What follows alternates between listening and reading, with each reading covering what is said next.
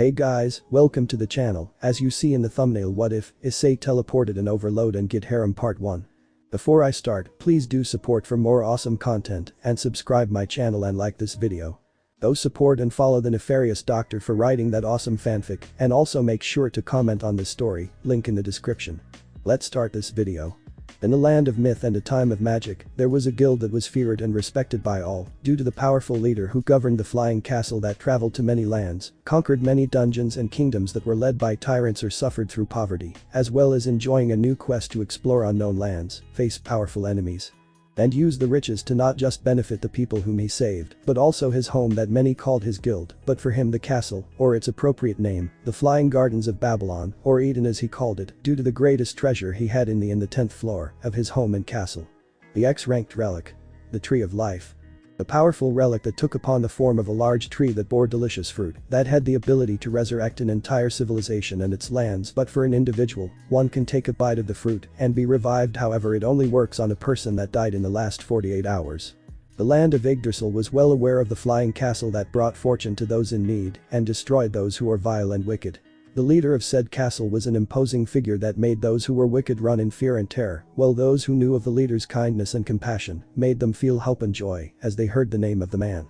Diablo, who took on the form of a dragonoid that had demonic features as well, but when he was getting serious in battle his true form appeared, and all who had seen it and lived to tell that tale knew that the leader was a true demon dragon that laid waste to those who attempted to kill his comrades or innocent lives. He was ranked number 1 in the game by being a solo player, and not only did he become an unstoppable force, but he also enjoyed his time in the game, since it wasn't just an escape from reality for him, but he respected and enjoyed his time in the game with the other NPCs that he was able to gather in his castle from his many adventures.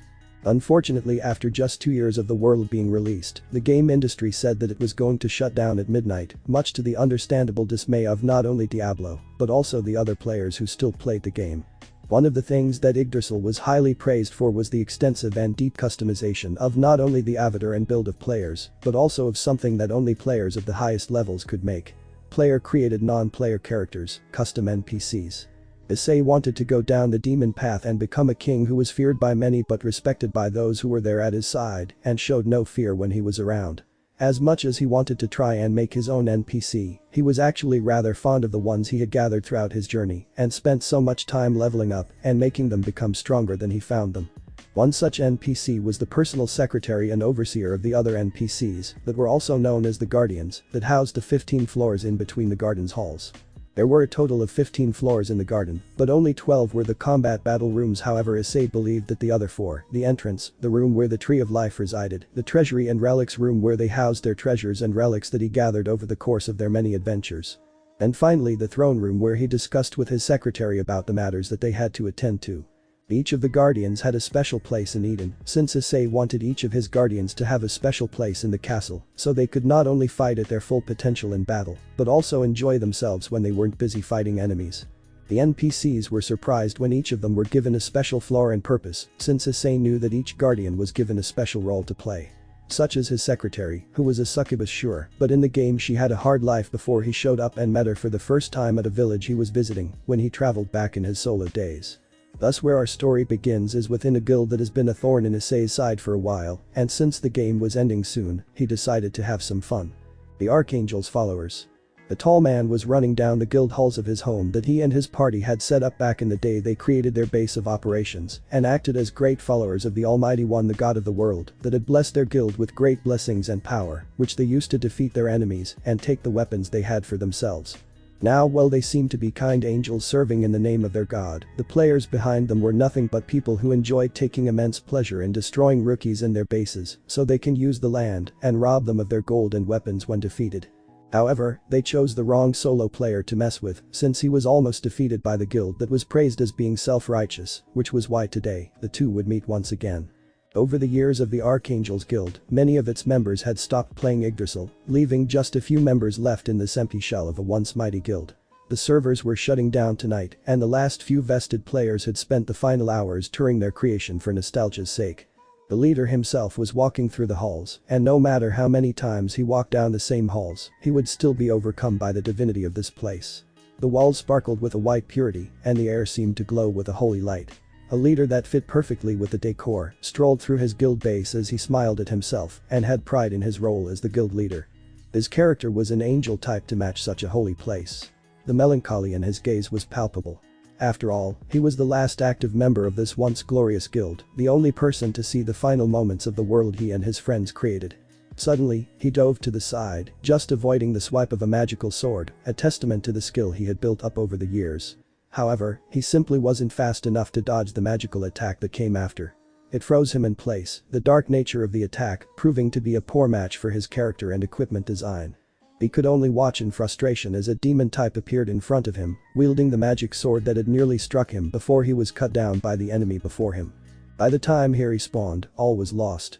His items stolen, the treasury sacked, and their glorious guild weapon destroyed for its parts. He could only stare in mute horror at what had become of his glorious home. All the memories, all the accomplishments, from 12 years of gaming with his friends to be the best. Gone. All gone.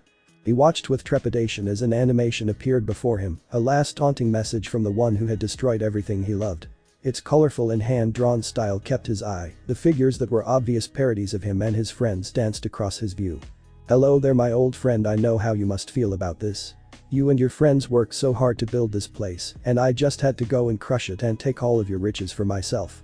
A cold and falsely sweet male voice narrated over the video as the animation showed his guild base being smashed to pieces by some large monster, too poorly drawn to identify. He was able to see in the background a group of players from his guild crying in an exaggerated manner. The message was clear, this monster wanted him to watch as it destroyed his base. Now, normally I would say it wasn't personal, but that would be a lie. Your precious blessing from the god you served won't bring back what you lost anymore. The voice said as the leader gripped his fists as he realized the reasons behind this person's actions before he saw a toothy smile enter the screen as the person spoke again. Oh. I can taste the anger and shame you must feel for being unable to protect what you cared about is the sweetest revenge. I know you probably don't remember who I am, let alone what you did to me, but I want you to know that I only waited this long because of how strong your guild is and how annoying those blessings you were blessed with, but now that I found you all alone.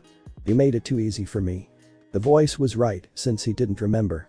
His guild was the epitome of good and righteousness, they never tried to wrong anyone and would try to make amends if they did. Unless it was an evil being, or that's what their cover was, at least when speaking to rookies and other guilds before stabbing them in the back. Well, it's been fun crushing you, but I have other guilds to steal from, so I can add it to my personal collection. So much to do and so little time to do it all. This is goodbye, Tatie, the voice said with a mocking laughter, echoing as the video faded. The player noticed a notification pop up as well. Notification. Unfortunately, your guild base has been conquered and your guild weapon destroyed. Following the rules of the game, this base will be returned to its previous state as a dungeon, and all players present will be sent to the nearest town. A formal dissolution of guild status will be sent out to all members shortly. Better luck next time. With a primal rage, the player screamed towards the heavens as all he loved disappeared. Outside the former guild base, the player who had caused such a tragedy for the player laughed in pure amusement at the fate of his former tormentors. He watched as the last guild member was ejected from his home back to the town. He then noticed that the player logged out in a furry, never to log back in. His future memories of the game are forever tainted by this parting gift from an unknown adversary. Well, now that the fool is taken care of, I think it's time to get going to the other guilds on my list. There isn't much time left to enjoy one last adventure, which is very sad. And with that, the player teleported away, off to the next abandoned guild for some mischief and fun. Throne Room of Eden. Within the throne room sat a tall man that had short dark brown hair with dark red tips that were dyed to give him a cool but mysterious look. His face was sharpened and stoic from the many battles that he took on and led his guild to victory. He wore a skin-tight black shirt with black pants that had some chains on the side that glowed dark amber, as if it was waiting to be released at any foe. Black combat boots that were durable and strong enough to Spartan kick a foe through a wall, reinforced with powerful metals and magic. On his hands were fingerless gloves that had light but durable armor on it that charged up with very successful hits that increased the luck rate and power of the punches. Hovering his left arm was a blood-red armor that had blended well with the glove he had on his hand. His arm armor was known as the left arm of the demon due to its power to absorb any forms of magic from an attacker the area, so he could heal himself, his allies, or replenish his MP gauge. On the right arm he had a wide armor that had a blue gem on the hand part that covered his glove. It was well known as the right arm of the angel. The wide armor had the ability to summon any kind of weapon of his choosing. Whether he desires a sword, a scythe, a mace, a bow and arrows, any kind of weapon he wanted, the armor would transform into it. The sword at his hip had holy magic and dark magic, so it would allow the deal of both kinds of magic to any opponent, whether they were monster or human. Finally, he had a cloak on his back that bore the mark of their guild, but the cloak was also special, since it was known as Hades' cloak. It allowed the user to summon multiple demons to face his foes. The number and what kind of demons he could summon depended on his level, which was 200, the highest level in the game, create illusions that could be seen as real, and allow the user to summon the gate of Hades that calls upon the Cerberus and the guardians of hell that drag any guilty soul there to be killed for all eternity.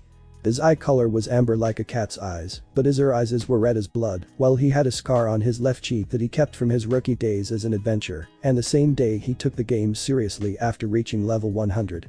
He let out a sigh of relief as he cracked his neck to relieve himself of the attacks that he was able to tank through easily, but a smile was on his face as he was pleased to be able to get some extra parts, coin, and other things from the remaining guilds he demolished.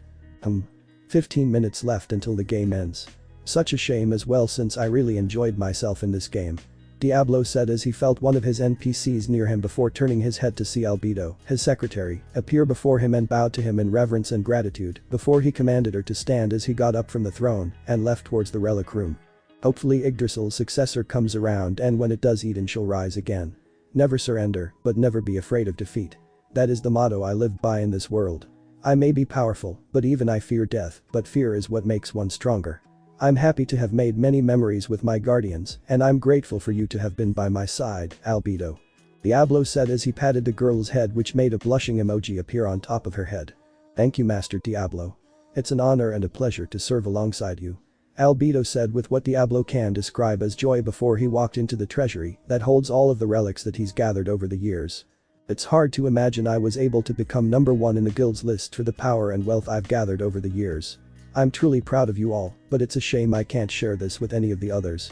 He said as he looked at the most recent one they've gained from a dungeon raid that housed angels and devils. The Reality Wish. An X-rank relic that has the ability to grant the wish of one person alone. Unfortunately, it can only be used once, and as soon as the wish is spoken the effects activate. It's a special relic they made in hopes of one making a new rule. Diablo said to himself as he looked at it for a moment. Diablo let out a heavy sigh before he turned to leave. It truly isn't worth it, for the wish I desire to make will never come true, not even in a video game like this. Even though he didn't touch it, the item still glowed as if it read his heart, but Diablo didn't notice as he left with Albedo, before making his way back to the throne room to see that the Pleiades were lined up in a proper line as they awaited their master's orders. Diablo smiled as he went back on his throne and looked at his character screen before seeing that the time was getting shorter. Down to only 1 minute.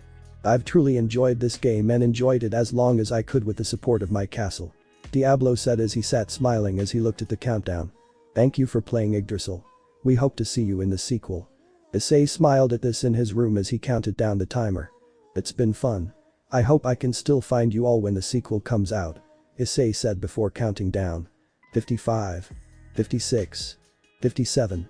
58. 59. 00. Issei smiled as the game shut down before he felt dizzy in his room until his eyes closed again.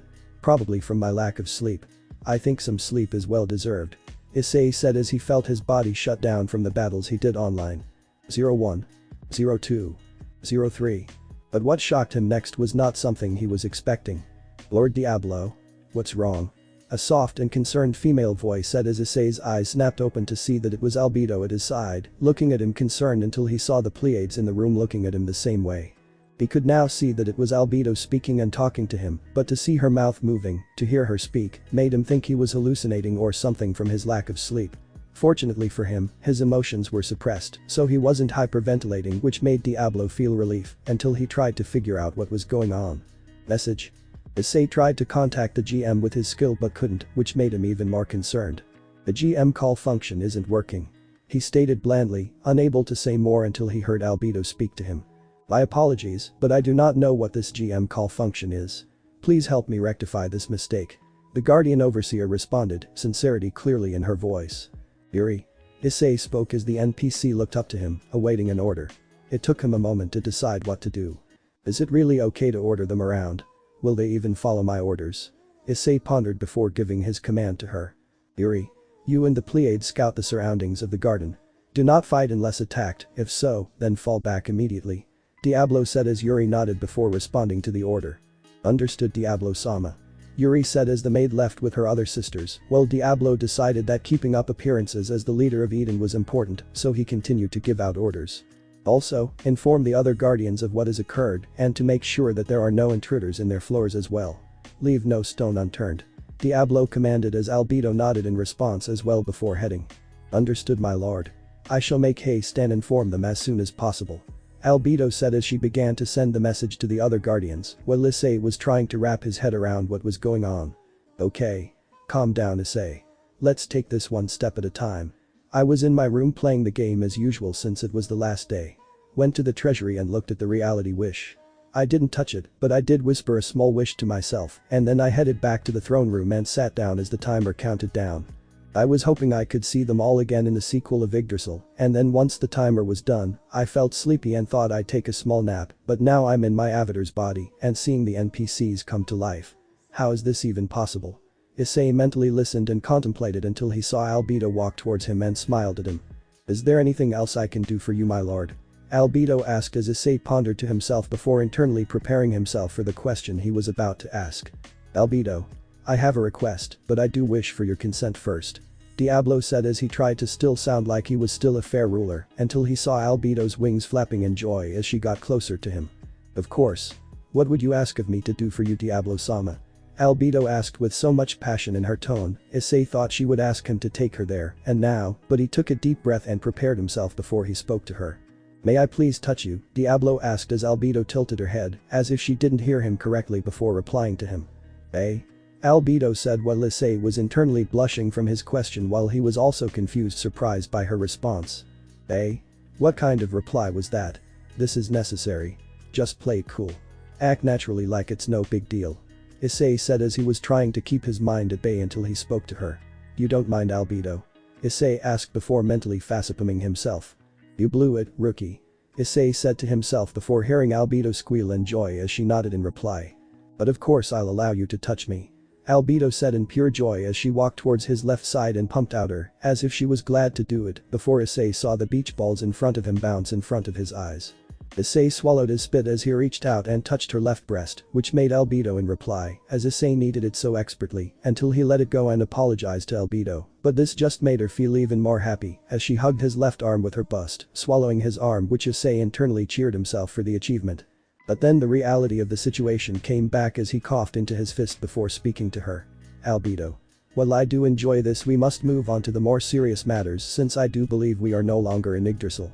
Issei said much to Albedo's shock before she let go of his arm and bowed to him. You're absolutely right. Forgive me for negligence of the situation we are in. Albedo said before bowing to him until Issei patted her head, while amazed at the feeling of Albedo's hair, until he coughed in his mouth and replied. Yes. Inform the other guardians to meet us in the fighting arena of the 3rd floor. There is something that I need to test first. Issei said as Albedo nodded in reply before sending the message to them all before Issei teleported them both to the 3rd floor. 3rd floor of Eden. The test of strength.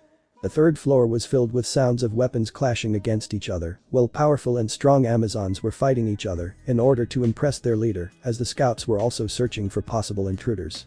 Watching them all fight was a woman who was 7 feet tall with a French Franc cup, a nice waist that allows her to have feminine features, but also has abs of steel that shattered weapons when struck there. Her hair was long and blood red, as if she bathed in the blood of her enemies who failed her challenge. The outfit she wore was black that covered her waist and below, as well as her arms, but her abs were left open for the world to see. Her eyes were sky blue which were similar to the sky, while hefting a giant flaming axe that was a gift to her from her master. She smiled at them all and was about to stop the sparring match until she felt a presence that she was very familiar with. She let a large grin etch on her face as she looked at her master teleporting into the arena with the overseer Albedo. Hello, Bologna. I'm glad to see that you are enjoying yourself while investigating your floor for intruders. Issei said as the now named Bologna smiled in joy as she greeted her master. Ah. Greetings, my lord. I'm glad to see you are here. I received Albedo's message and know why you're here. Is there anything to report on the outside from the Pleiades yet? Bologna asked as she enjoyed chatting with the sisters and sparring with them when she was bored of her subordinates. Sure, they weren't as strong as her, but she still enjoyed a good fight with them, such as Yuri Alpha, when she was the only one out of the group that stood the smallest chance of inflicting damage to the Amazon Queen. I haven't heard from them yet, but I do wish to meet with all of the other guardians here once I get the report from Yuri and her sisters. For now I want to test something. Issei said as he walked over to Bologna and threw a gauntlet to the ground. Bologna. I challenge you to a contest of strength. Issei said as the others gasped at the challenge since Bologna accepted any challenge from her master, which is why the Amazon queen smiled in glee before nodding in reply. I accept your challenge, Diablo-sama. What shall the game be? She asked as Issei walked a bit further away from her before clenching his fists. The challenge is simple. A game of tug-of-war. The strongest one shall be able to pull the flag tied to the rope over the line. 1 round. Do you accept it? Issei asked as Bologna smiled in joy as she accepted the challenge. Challenge accepted. And if I win, you go one favor I ask, but no magic allowed in this competition. Bologna said as Issei nodded in reply. Of course. That would ruin this challenge otherwise. Issei said as he took hold of the rope that he was given until Bologna took her end. Albedo stood in the center as she stood in as the referee. Now then. The first person to pull the flag over to their side is the winner. Fighters ready? Albedo asked as both contestants nodded before Albedo yelled. Go. Bologna tugged on her end as she tried her hardest to pull Issei towards her, but Diablo stood in place surprising the other Amazons, as Albedo smiled before Issei began to pull, as Bologna felt herself being pulled towards him slowly, as she tried with all her might to keep the flag from his end, until Issei gave the rope one final pull, as Bologna was pulled towards him, before Issei was met with a mountain in the shape of hit him dead on until he was on the ground trying to get up until he heard a purr from the Amazon queen, as she smiled at him with a cat-like grin. Oh my. If you wanted to feel me that badly then all you had to do was ask Diablo-sama. She said as Issei felt his face heat up a bit before he pushed her off and stood her up ignoring her pout, while Albedo glared at the woman for what she did to her beloved Diablo-sama. So my avatar's stats and abilities have been given to me as well as Diablo's form. I'm still not sure how this happened or what's going on, but one thing I do know is that I have to continue being the leader of Eden that the other guardians see me as. Issei mentally said to himself as he felt someone contact him. Lord Diablo. We have scoured the area and unfortunately it seems you are correct. The surrounding area of the garden has changed. Yuri said as she gave her report to Diablo while observing the area around her with her sisters, and to Issei nodded in reply as his theory was correct. Excellent work. Head to the arena on the 3rd floor so you can inform the other guardians. Issei said as Yuri replied dutifully with a nod and short reply, before he looked to see that the other guardians had begun to enter the arena. Oh my. It seems I was the first one to arrive. The voice of a calm but elegant beauty said as Issei recognized her as Shaltir Bloodfallen, one of the guardians that he enjoyed having with him while traveling, since she was an extremely powerful bloodsucker, but was under the control of a cruel master that he gladly put down. Well, if I have really become Diablo then that would explain how the others are starting to speak and act like they were alive. Issei said to himself as he looked to see the vampire smile in joy from seeing her gracious master, before hugging him with love. Issei liked the feeling until the vampire was dragged off of him by Bologna, much to the vampire's annoyance. Hey. Let me go you bimbo or I'll tear off those balloons you call Shaltir yelled in rage as Bologna rolled her eyes at her. Oh give it a rest Shaltir. You were slobbering all over him and the others are coming soon so don't ruin his clothes. He needs to look presentable for the others. Bologna said as Shaltir grumbled a reply until a voice spoke to them all. Are you two fighting in front of the master? Honestly you both are such children. A cold voice said as the area began to feel colder as Issei looked to see a tall and elegant woman who screamed the title of perfect housewife, but as she was walking on the ground, the air around her began to freeze. Ah. I'm glad you're here Scotty. I was worried about you since you hate leaving the cold and entering warm areas. Diablo said as he looked at the ice woman who was known back in Yggdrasil as the Ice Queen due to her cold persona and how she showed no mercy in freezing her enemies before killing them. I'll stop when this Amazon bimbo pays with her life. As Bologna readied herself to fight the vampire. Just try it, you flathead lamprey. Scotty was bored of this show, so she summoned her scepter before tapping the ground with the bottom of it as it rushed towards the duo until Issei let out his aura stopping the trio. That's enough. Bologna. Shaltir. We have no time to be arguing about such petty things. We have much more pressing matters to attend to. Issei said as Shaltir and Bologna bowed before him with apologetic looks on their faces. Forgive us my lord. The duo said as Issei nodded before looking at Scotty as she bowed to him. I'll always come when you ask me about Diablo-sama. Scotty said as Issei nodded in thanks before hearing others enter the arena. I'm telling you Livia. You love the new upgrades I'm making for your base. A chipper voice said as a groan replied to the voice. Miley. I would sooner die on Luna's floor rather than go to your area and get my weapons while spending more money on your bad prices. Livia said as Miley feigned shock as she barked back. Ah. Rude. I'll have you know that my prices are fair and reasonable for all. Miley said before two others entered the arena with them as a tall shadow of sorts, titled their head at the arguing duo, before looking at the one next to her. Hey Reflecta. How come those two are arguing so much? The shadow asked as the woman next to her, Reflecta, looked at the duo before relying on the shadow. That's how those two are. Greedy species who don't want to spend more money than what it's worth. Unlike Diablo-sama, who gives twice the amount of money to the greedy dwarf when getting his weapons fine-tuned. Reflecta said as Issei looked at the four and let a small smile appear on his face as he knew those four all too well. Levia was a wide and curvaceous woman with a waist that was small, but covered in scales to show her dragon side, while her legs were a tail, instead of having others mistake her for a mermaid. Her hair was bright ocean blue, as well as a pair of horns hidden in her hair. G-cup. Seafoam green and a voice that is both alluring and seductive. Miley was a short stacked dark elf that had leather armor, along with a massive blacksmith hammer that was good for her class, and defending herself when adventurers tried to harm her. She had red eyes like rubies that shone in a treasure and light red hair that was similar to a furnace's flames and embers. The one next to Reflecta was a short but well-developed woman who wore a massive cloak that covered her whole body from head to toe. The hood of her cloak shadowed her face and covered it completely, but Issei knew that she was a kind woman who was lonely and wanted a family. Issei couldn't offer her a family, but was able to give her a place for her to call home, and she was grateful to him ever since. Her name was Mary. Short for Bloody Mary. Reflecta on the other hand was a tall woman about 7 feet tall like Bellona with physical attributes similar to her, while also wearing a black outfit that showed off her curves and assets which were white and grey. Her skin was also a bit rough but sharp like glass, since she was a spirit that was trapped in a mirror until Diablo brought her to Eden. As they entered the arena, the other guardians walked in and smiled as they greeted their master. Appa. An excited voice called out as Issei caught the speeding bullet that took on the form of his adopted daughter Luna Bloodmoon, who was a special and unique hellhound that he saved from being killed by some adventurers, until a figure came down from above and landed next to Issei before helping him up. Master. The soft but curious voice said as the person helped him up. A queen harpy that had long white hair, red eyes with curiosity in them. Her feathers on her wings were white to pink then to dark pink. She wore very little clothing, but it was enough to cover her sensitive areas and still allow her to fly freely. Thank you Harem. And I'm glad to see you as well Luna. Issei said as he patted Luna's head, which made the hellhound whine in delight as she enjoyed it when her father did this to her when she did a good job eliminating enemies. As Issei patted her head, he was then greeted by the last of the guardians as they smiled at seeing their master. Azrael, the guardian of the Tree of Eden. She was an archangel that left her old master and the other archangels due to them being nothing more than monsters who have done more harm than good to both humans and supernatural beings. Which is why she was glad to follow and serve Diablo, who was a demon but a very powerful and yet kind to others around him.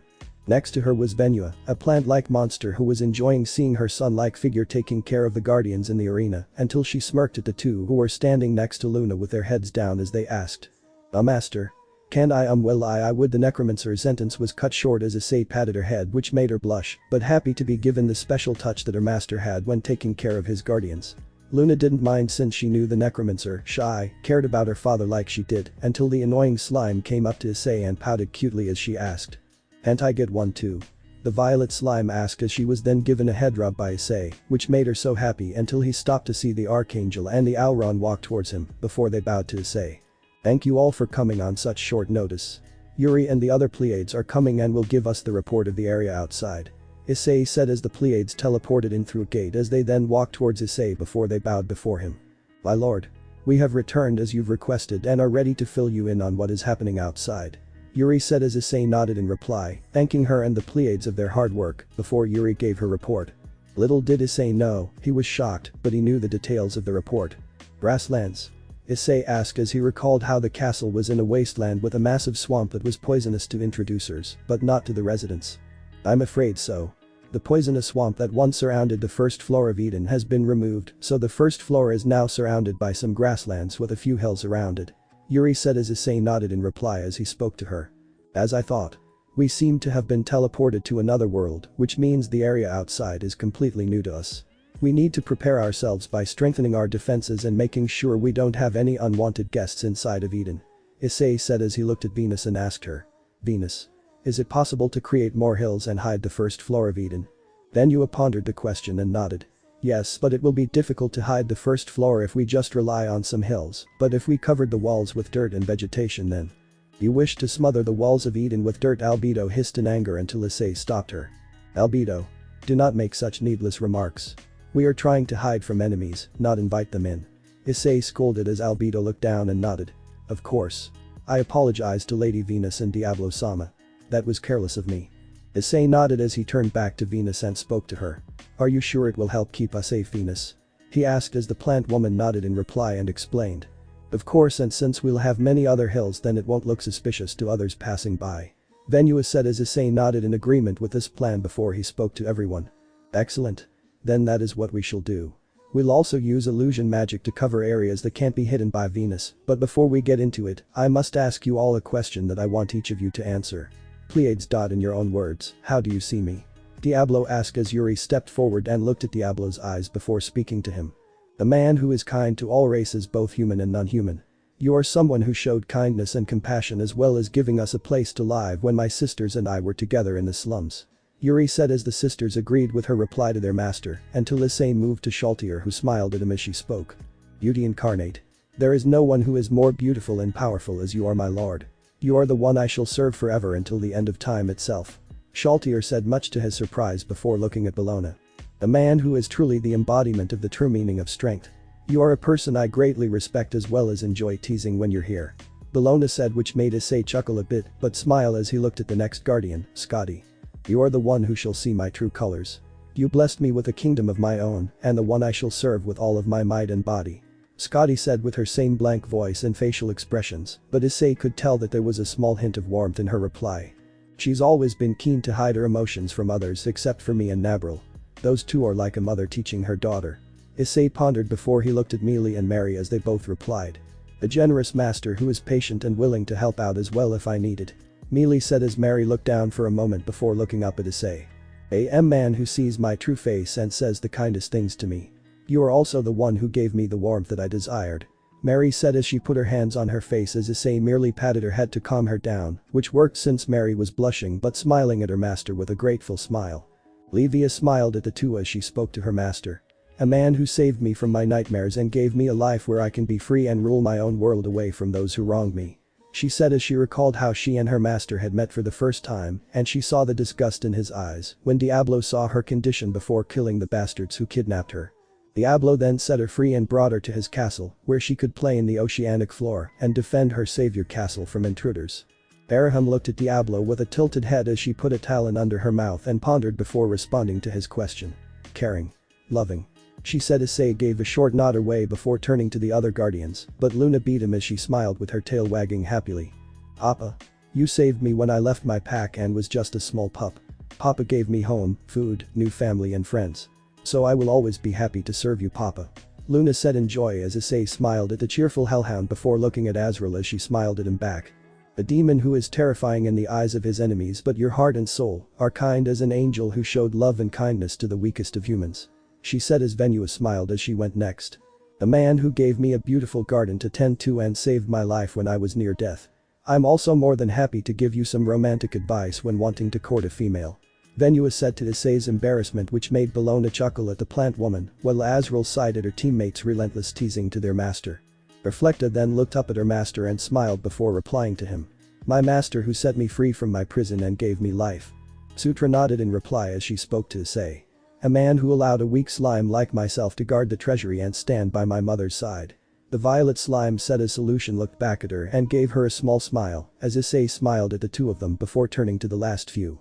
Shai looked at him a bit nervously until she spoke. A man who gave me a life filled with warmth and happiness. You came to my castle and when you asked me to become a guardian in your new home, I was worried you would have been tired of me, but you took any chance to speak to me and ask me how I was doing. You filled my undead body with so much joy that I love you, Diablo-sama. Shai said as Issei was surprised by the confession before turning to see Albedo glare at the necromancer until Issei hugged the undead, much to her surprise, as Issei whispered to her, which made Shai blush but smile as she nodded in reply before he let her go. Albedo. Control yourself and do not harm your family. Issei commanded as Albedo nodded in reply before answering his question from earlier. You are the highest of all beings in this world and the one who saved us from a life of misery, as well as the man I call my love. Albedo said in a loving tone as Issei was caught off guard by the confession before coughing into his mouth. Why yes. I see. I have heard your replies and ask that you all continue to serve me. Issei said as his guardian smiled and spoke all together in reply. Lord. Now then. It's time to get to work. Issei said before teleporting to his personal quarters, but as he sat on his bed, he had a hand over his face. Ugh. Why do they have such high views of me? Their replies made me happy, but they sounded so serious about it. Issei said as he sighed to himself once more before standing up and looking at his own reflection in the mirror before touching his own face. I still can't believe that I became my avatar Diablo.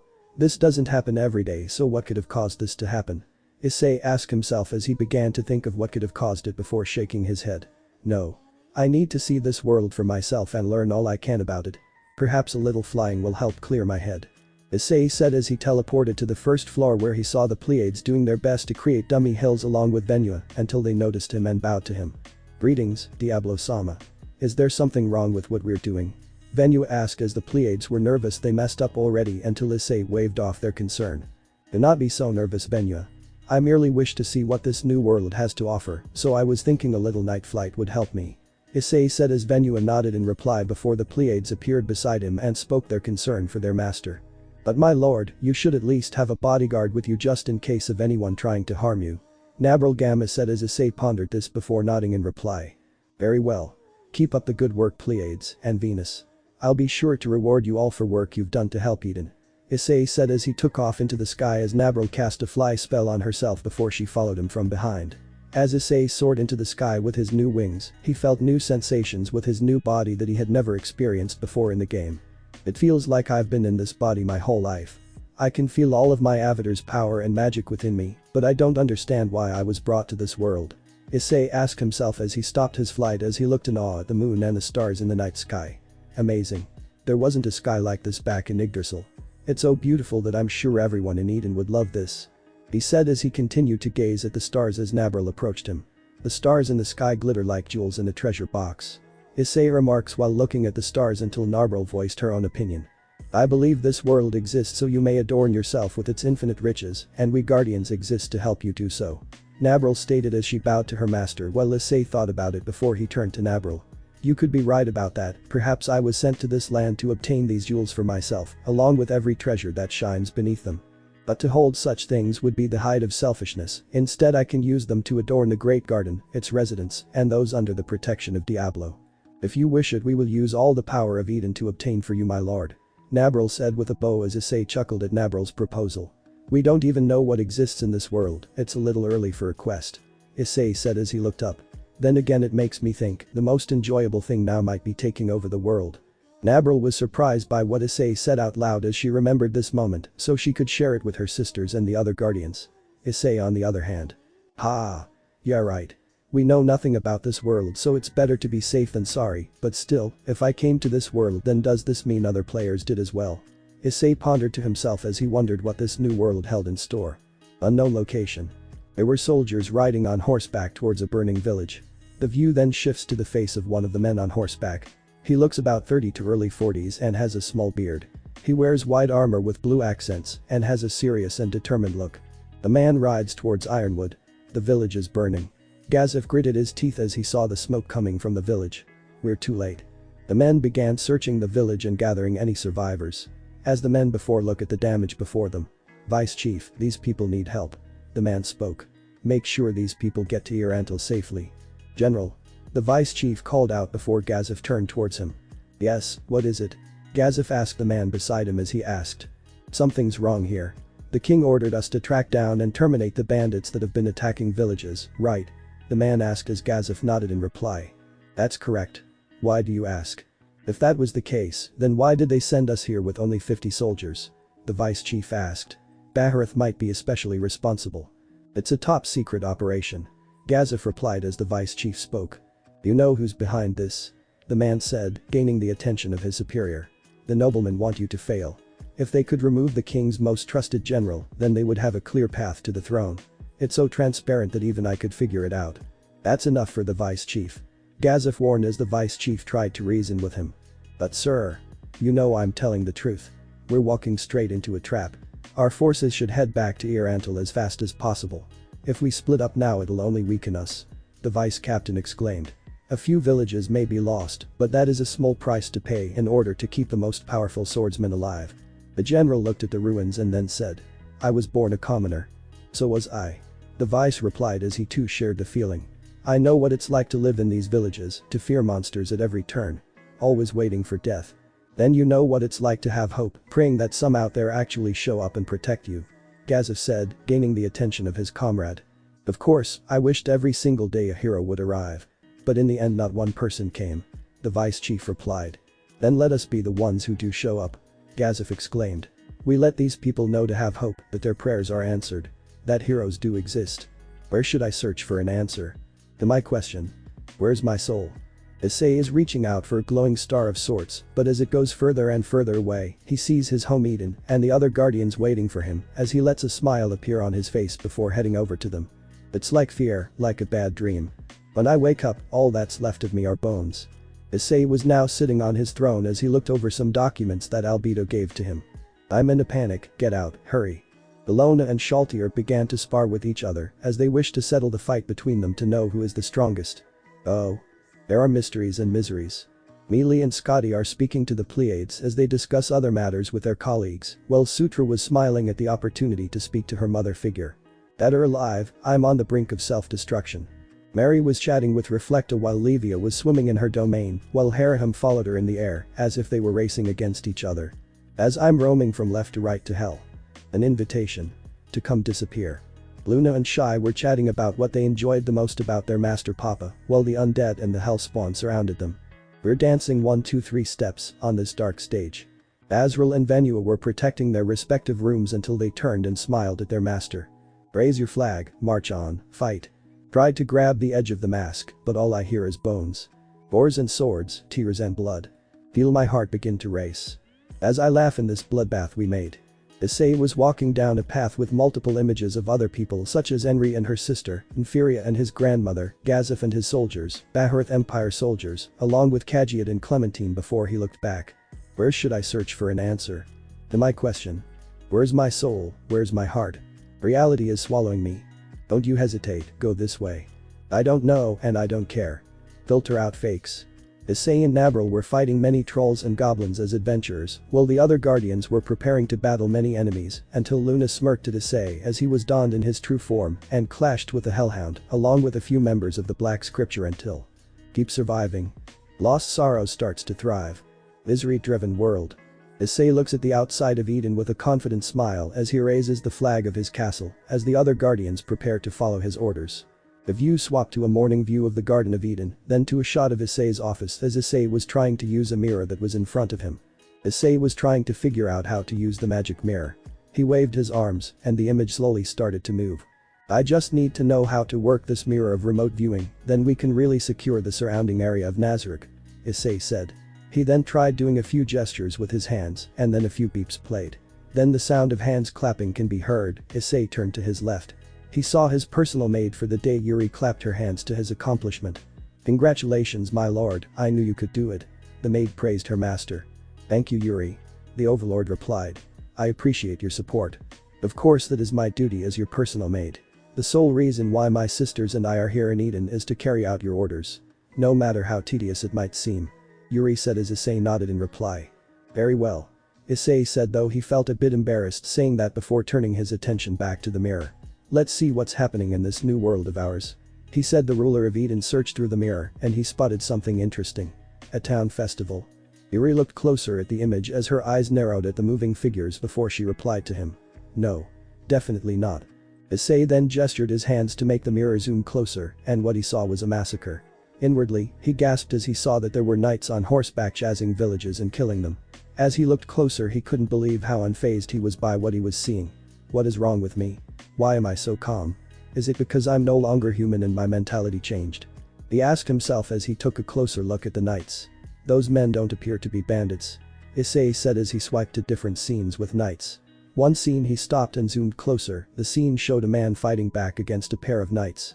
He was cut short by another knight who stabbed him in the back. As he continues to watch the man slowly die, John notices something. The man looked at him like he was there and mouthed out saying please save my daughters. What are your orders? Yuri asked as Issei looked at her before replying to her. Leave them be, I see no reason to interfere with their affairs. Issei said with no empathy from what he just saw until a memory was shown in his mind. Flashback. Ha. Look at this beautiful girl right here. I think she'll be really good as a breeding bull. One of the beast tamers said as Levia hissed at them and tried to fight back but was electrocuted by her captors until she whined in pain as she was trying to find a way out, but the beast tamers had no intention of letting her go until one of them was stabbed in the back by a sword as a massive figure emerged from the darkness as the others looked in fear at a tall and imposing demon sneering at them as if they were small and insignificant as an insect until he looked at Levia's prison. I never would have known that there were disgusting people like you who take advantage of the female demi, only to use them as if they are nothing but breeding dogs. The figure said as the light revealed them to be Diablo before he used magic to lock the door behind him as he began to slaughter and massacre the beast tamers, who were powerless to even try to fight back as Diablo burned them all to ashes with black hellfire. After the killing spree, Issei looked at Levia and let her out of her prison before he gently caught her in his arms. "It's okay. Did they touch you?" he asked as Levia shook her head slowly as Issei began to carry her out of the slave house before Levia tightened her hold on his shirt. "Please don't leave me, please take me away from this place," Levia said as Issei nodded before asking her. "I will, but if I do, will you serve me as one of my guardians? If you do, then I'll provide you with a home, others to rule over, an ocean so vast you can swim to your heart's content, and most importantly, safety in your new family." Diablo said as Levia cried happy tears before nodding in reply as she wanted to be free and stay in his arms. "Yes." Then flashback. It's been a long time since I've seen that memory," Issei said to himself as he stood up before looking back at Yuri. "I've changed my mind. Tell Albedo to keep watch over Eden while you and the other Pleiades join me for this trip. It's time we see how strong these individuals really are," he said as Yuri nodded before running to inform her sisters, while Issei sent a message to Albedo informing her of the situation and why he's leaving Eden to investigate the village. Albedo was persistent in wanting to join him, but Issei stopped her saying that Eden must be protected and that as the overseer of the Guardians, she has a responsibility to defend Eden while he is out. Succuba sighed at this answer but complied as she understood his reasons. It was shortly after the conversation he had with her did Yuri and her sisters appear in front of his office. "Diablo-sama. The Pleiades are ready to head out," Yuri said as Issei nodded in reply before he opened a gate behind them. "Then it's time to see what this world has to offer." In Karn village, two girls were still running for their lives until the young one tripped and fell. The older one of the two tried picking her up, but the two knights were closing in on them quickly. One of the knights was about to swing his sword at the young girl, but the older girl took the go instead and gained a significant scar on her back as a cost. The young girl, being held by an older woman, looked up at her in fright as she saw the blood begin to leave her sister's body. "Henry," that is all the girl could say as the knight readied himself to end both of the girls' lives with one swing as he laughed. "Don't look." The girl named Henry shouted as she closed her eyes and hugged her only sister, with the little sister hugging her back. Henry recalled her father's dying words when he saved her from the knights who tried to kill her. "Run, Henry, quickly take Nemu," the man yelled as he struggled to fight back while a woman was dead with blood near her body. "Now, get away from here." As she remembered the last words of her father, she then thought, "I have to find a way to save my little sister." The knight continued as he stabbed Henry in the back, which caused the younger sister, Nemu, to look at Henry's face in pain as she began to fall onto the ground with blood soaking the soil. The knight laughed darkly as he walked and looked beyond the two girls. They were surprised by what they saw. Henry noticed the knight stopped. She looked and saw the knight saw a swirling black vortex standing there. Then the view showed what the knight saw, a big swirling portal. "What is that?" one of the knights asked as he stepped back. Nemu then turned and saw the portal. Her eyes widened as she saw a massive figure step out of the portal. "AAD demon." Nemu squeaked in fear as Diablo came out and looked at Nemu's clothes being covered by her sister's blood before he looked at Solution, who came out of the portal next and ordered her. Then to the girls, Diablo said as he looked at the knights, shaking in fear, before cracking his knuckles and beginning to walk toward them. "I'll deal with these humans." Solution nodded as she began to use healing magic on the girl, while Diablo continued to walk towards the knights, who were terrified of the monster before them, until one of them began to run away. Run away. We need reinforcements for this monster," the second knight said as he began to run ahead of his partner until he looked forward at the village, hoping to get his comrades to save him from the monster. The first knight was still scared of Diablo, as the demon did not even look at him. Diablo looked at the second knight still running before holding his right hand. Lightning appeared within his palm before it grew and took on the shape of a spear, which made the knight next to him worry even more until Diablo held the spear up high before speaking. "Heaven strike," Diablo said as he threw the spear at blinding speeds, which scared the knight. He saw his comrade look back to see the spear before it skewered his, leaving him bleeding on the ground with a massive hole where his heart was supposed to be until he passed out from blood loss. "DCH. How weak." Diablo said as he looked at the first knight next to him with a cold and bored expression which scared the knight even more until Diablo grabbed him by the dot. You are weak like all of your cowardly comrades, so it's only best that you serve your purpose. Food for my slime. Diablo said as Solution smiled in joy as she looked at the knight's face of despair and excitement, like a dog being given a treat by its master before her head and body grew and became even more monstrous, which terrified the knight as he screamed until Solution absorbed the knight into her body all at once before spitting out the armor. Thank you, Diablo-sama. Solution said as she bowed in thanks for the meal, even if it was a pathetic human before Diablo nodded in reply. Of course. Is the girl alive? Diablo asked as Solution explained her medical analysis. I managed to close her wound and check the other girl. She blacked out from fear after seeing you kill that first knight. The one known as Henry lost a lot of blood, but she should be fine, thanks to the potion I gave her. Unfortunately, she won't have long to live. Even with the potion healing her wounds, her spine was still damaged by the attack. If she were a demon, she could easily regenerate and recover from this, but as a human, she will probably die in a few days. Solution said as Diablo sighed at the girl's fate before looking at the village. Keep these girls safe until I return. The other Pleiades should be dealing with the knights in the village as we speak. Diablo said as Solution nodded in response before the demon walked towards the village. I just fed one to Solution and killed another person, yet I don't feel any pain in my heart. Was it because my mentality changed when I became Diablo? Or is it because I knew these men didn't deserve mercy? Issei pondered as he made it to the village to see the other members of the Pleiades enjoy themselves as they killed the other knights with ease. Wow. They're awful. Lupus Regina said as she lopped off the head of a few other knights as Intoma sent her insects to feast on a few knights, who screamed in terror as the bugs devoured them from within. I thought we'd get a little challenge before they died, Intoma said as Yuri and Narbrel killed more knights with their fists and lightning magic until they replied to Intoma. Lord Diablo thought the same, which is why he ordered us to secure the remaining villagers and deal with these pathetic excuses of knights, Yuri said as Narbrel sliced off the head of another knight before spitting at the corpse. How disgusting. He got blood on the uniform Lord Diablo gave me. I'll make sure to roast him to ashes. Narbrel said in rage as she unleashed more lightning magic at the knights running away. Some of the knights tried to return to their horses and almost made it had it not been for a bullet piercing their heads immediately. CZ Delta was reloading her gun as she looked at the few remaining knights before sighing at the remaining targets. Targets have been eliminated. I do hope Diablo-sama is satisfied with the results of our work. Delta said as she walked over to Diablo as he looked down at the knights, who called him and the other Pleiades monsters, which made him laugh in amusement as if someone had told a funny joke until Diablo spoke to them. A monster? You call me a monster when your worms are taking the life of innocent villagers without a shred of mercy. Oh, and don't think I didn't notice how some of you wanted to rape those women. Tell me, do you insects enjoy getting off on asserting your dominance on a weak village woman? Diablo asked as he walked forward to a knight with blonde hair before slamming his head into the ground, which caused a small crater to appear. The Pleiades were excited to see their lord bring judgment to these creatures that dared to insult their master until Belius looked up and gasped for mercy. Please have mercy. These people don't matter to me. Belius said as he felt a boot crush his skull into the ground, which caused the noble to yell in pain until the head was crushed into a small pool of blood and brain matter, which made Diablo look at the bottom of his boot in disgust. His blood coated the bottom of my boot. How filthy. Diablo said before looking at the other knights and smiling. How wonderful are my maids. They brought me some rags to clean the bottom of my boots. Diablo said the knights felt fear and despair as the demon before they killed them all by crushing them under his boots. The Pleiades were in awe of their master until Diablo cleaned his boots before turning to his maids. Yuri. Tell Solution to bring the girl she is guarding back to the village. Lupus Regina, you and the others inform the chief and his people that they are safe. They gather up the deceased. They deserve a proper burial. Diablo commanded as the Pleiades went to complete their orders, except for Intoma as she stayed at his side, which surprised him until the Entomancer reached out for Diablo's cloak.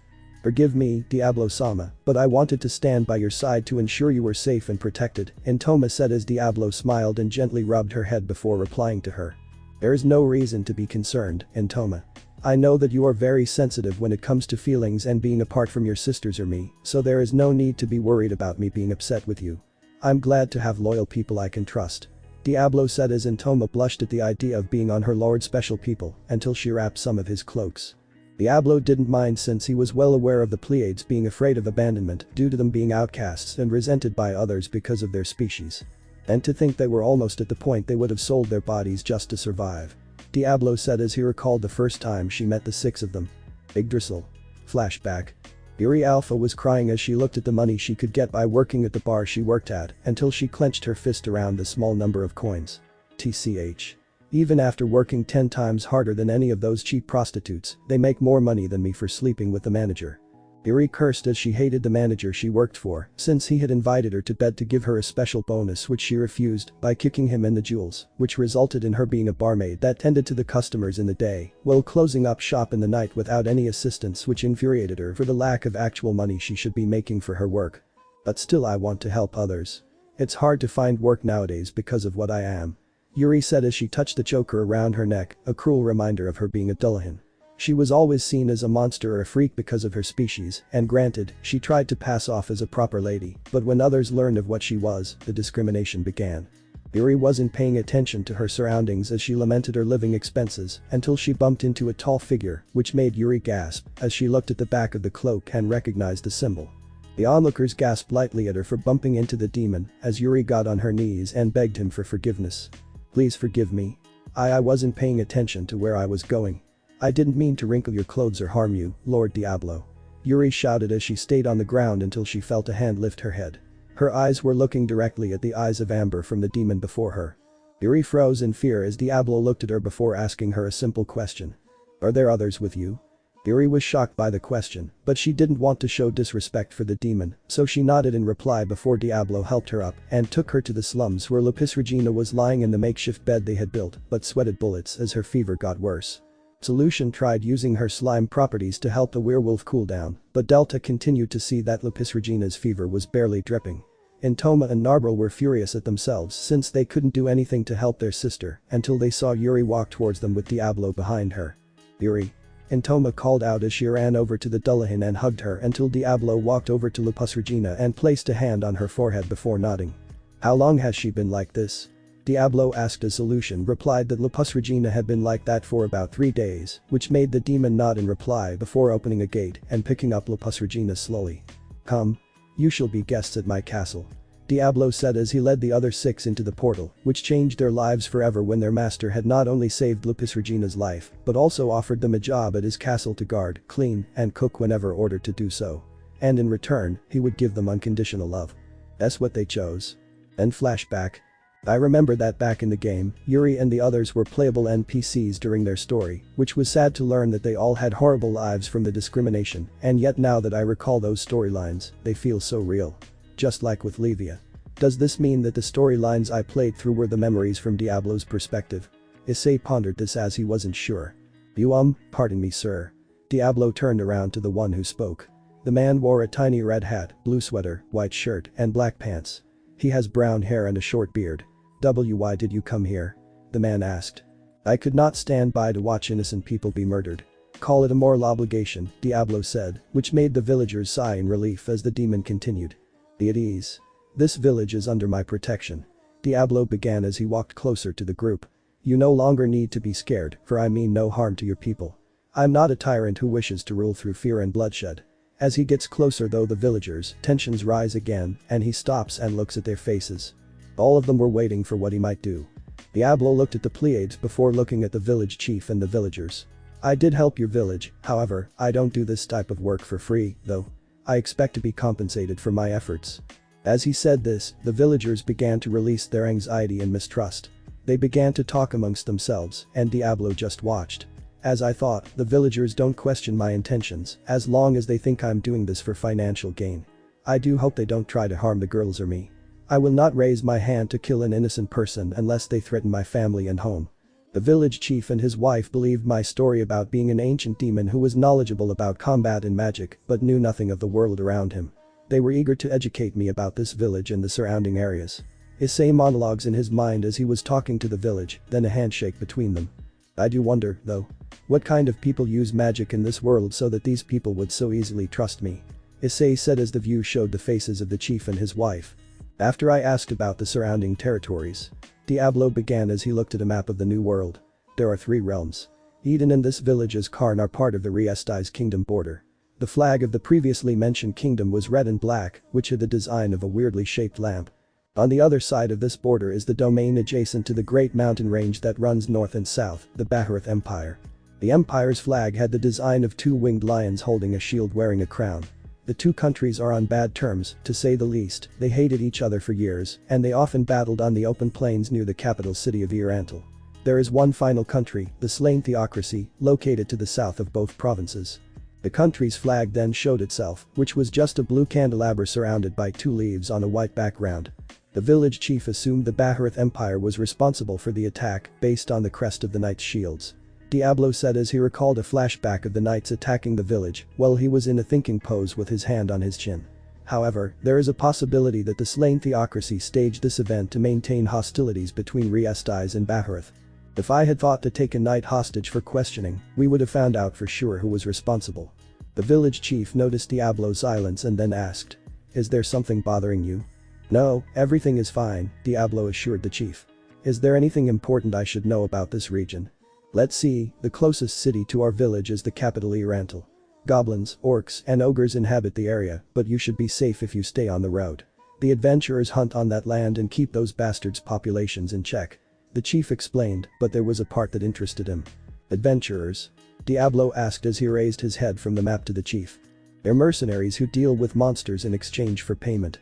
If you are interested in hiring some of them, there's a guild in Irantal where you can request their services."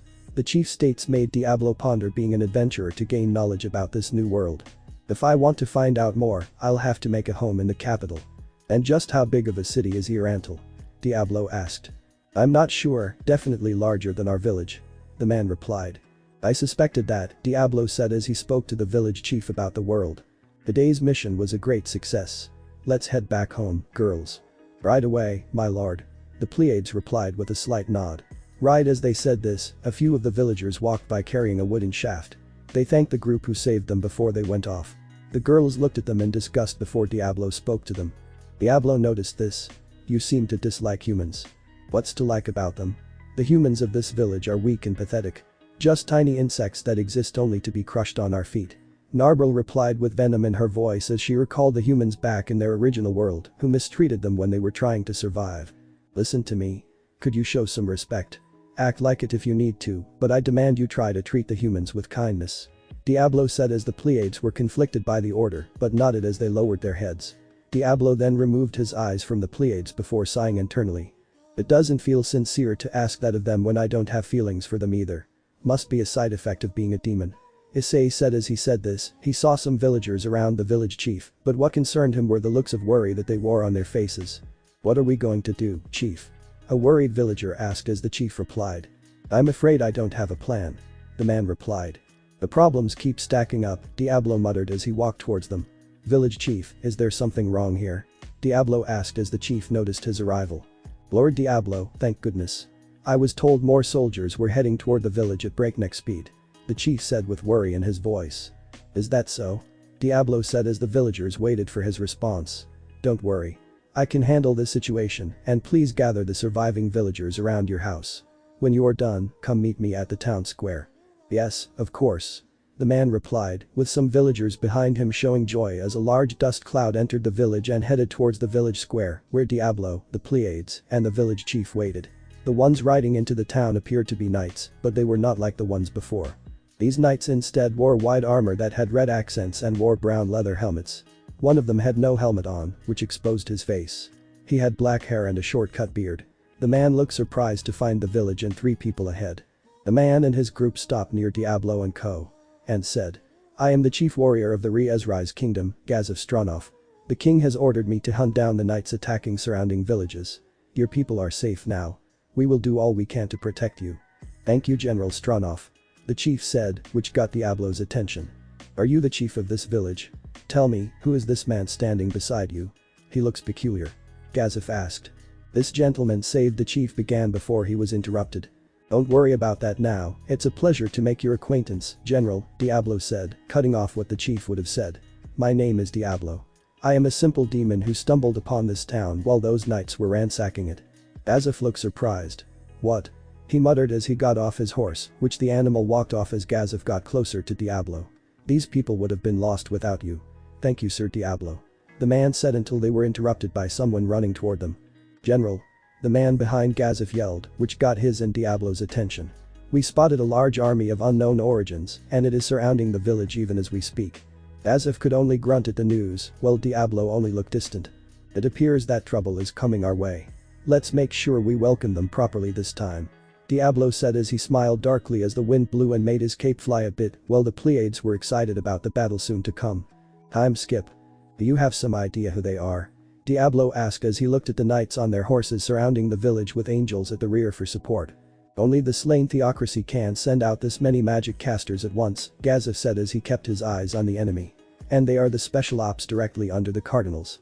It must be one of the 6 scriptures. Even the men that attacked the village earlier? Diablo asked as Gazef nodded in reply. Theocracy soldiers, no doubt, Gazef began. Looks like they dressed in imperial armor to throw us off. As I thought. Diablo said, does this village have significant value? Gazef turned to Diablo and shook his head. If you don't know why they are attacking, then I'm assuming they're not after you, which means one thing. Diablo could only guess what, or rather who, the theocracy wanted. It would appear you're quite despised chief warrior. Indeed, lucky me, Gazef quips as he returns to the window. To think even the slain wants me dead. Diablo took another look at the army of magic casters and flying beings. But those creatures look like archangel flames. Why is a monster from Yggdrasil here? If the archangels are here, then does that mean that some of the gods from Yggdrasil are also here? Issei asked himself as the chief warrior asked Diablo a critical question. Sir Diablo, Gazef began gaining the demon's attention before continuing his question. I would like to hire you to assist us in dealing with them. Name your price, and I'll ensure you receive it. Sorry, but I have to decline. I made a promise to the village chief, and as such, I will be sure to protect them. I will even put the name of Diablo on the line. Issei stated with unwavering passion. Gazef looks at him with a smile on his face. Then I will have nothing to worry about. Instead, I will focus on the task before me. He said as he looked out the window one last time. Take this. I insist, Diablo said as he handed Gazef a small wooden doll. Gazef was surprised by the gesture before he put it in his pocket and thanked him. You are giving me a gift. I gratefully accepted. Thank you. Good luck, Diablo said as Gazef left the villagers and got on his horse before riding into battle with his men. As he and his men headed to the army, Diablo and the Pleiades looked on ahead as they headed for what could be their doom. You know that they will not win this battle with those pawns that they call angels, correct? Yuri asked Diablo as he nodded in reply. Of course. I'm well aware of his situation. The archangel flames are simply cannon fodder for beings like us, but humans with limited skills and abilities are in danger and won't be able to deal with them all. That is why we're observing from here. To see what they are capable of, I'm still trying to figure out how they can summon the archangels here in this world. Diablo said as he pondered and tried to come up with a solution, but his train of thought was interrupted by the village chief. Lord Diablo. The village chief yelled, which got Diablo's attention as the chief and his wife approached Diablo. Those marauders are still out there, so why is the chief warrior leaving? Because he was their true target, not the village, Diablo explained, much to their shock, before the chief asked him. Then should we just stay here and wait for him to deal with those riggings? The chief asked, worried for the safety of his people. That would be unwise. Once the chief warrior and his men disrupt the enemy lines, we will make our escape, Diablo said as he looked toward where the enemy lay. He will cause as much commotion as possible to clear a path for us. The village chief and his wife sighed in relief, but Issei had other plans in mind. One that will shock not just the villagers but Gazef himself. We will attack them head on. Break through the soldiers and lead the enemy away from the village. After that, continue to retreat. Timing is crucial here. Gazef ordered. Understood, sir. His men replied as Gazed yelled out a battle cry. Now then. Let's paint the ground with their god-loving guts. Gazef yells which are followed by a war cry from his men. As they get closer, Gazef aims an arrow at one of the enemy soldiers, he releases it and it flies like a feather in the air. But it was destroyed by a green shield protecting the man's head. Gazef was irritated by this as he could only charge forward with his battle cry, but the soldier from before was ready for him. He casts a spell, and Gazef's horse knocks him off and throws him to the ground. He landed safely, and one of his men tried reaching out for him. But Gazef saw what was coming next as one of the archangel flames was coming right at him. He grabs his sword and slashes the angel to the ground. It didn't kill it, but it made it angrier. You're a tough one, aren't you? Gazef asked as the angel readied itself for another attack. Martial art. Focus battle aura. He chants as his sword glows for a second, and he slices the angel in half, turning it into golden sparkles. The chief warrior smiled as if he and his men would be able to succeed, but unfortunately, God's luck wasn't in their favor. Wow. Now that's what I call a bloodbath. Lupus Regina said as she watched the soldiers get killed by the angels, while Narbril was annoyed at these so-called enemies. TCH. This lane theocracy isn't even a real threat. They rely too heavily on the pawns to battle for them. Narble said as she looked at Diablo, who seemed amused by this somewhat. I guess it's time for me to make my entrance, Diablo said as he pulled out a doll similar to the one he gave to Gazef before looking at the Pleiades. Listen well, Pleiades. You all are to stay here and protect the villagers from harm. Do you understand? Diablo asked as Yuri stepped forward and replied. But my lord, you should at least bring one of us to watch your back against those disgusting angels. Please allow at least one of us to aid you in battle, Lord Diablo. Yuri asked as Diablo pondered this before nodding. Very well then. Intoma. Diablo called out as he walked towards Diablo before being picked up in his arms, much to her delight and the others' dismay, as they envied their comrade for the honor of being held in his arms. Diablo nodded at the other members of the Pleiades as he looked at Gazef and the doll in his hands before speaking to him. Gazef. It's time to switch places. Yes, you will die, and you will only have your blasphemy tongue to blame for it. Nigan began with a smug smile. Face it, Gazef Stronov, there is nothing you can do to stop us. Once we're through with you, we'll massacre the villagers, so cease your futile resistance and lie down like a good dog. As an act of mercy, I'll ensure your death is painless. Gazef sees this, and a smile grows on his face, followed by a laugh. Is something amusing? Nigan asked. Yeah, your little army. When the man in the village comes for you, it will be a massacre. Gazef can already imagine their defeat if they step another inch closer to the village. Trying to bluff me? Nigan said, unconvinced by Gazef's warning. Kill him, angels. Make sure he suffers. As Gazef prepares for his final battle, he hears a familiar voice. Looks like it's time for us to switch. Before Gazef could blink, he found himself in the village storage house, where all the villagers were waiting for the fight to end. Gazef looked around, shocked to find where he was. Where am I? He asked as the villagers saw the chief warrior. This is the village storage house.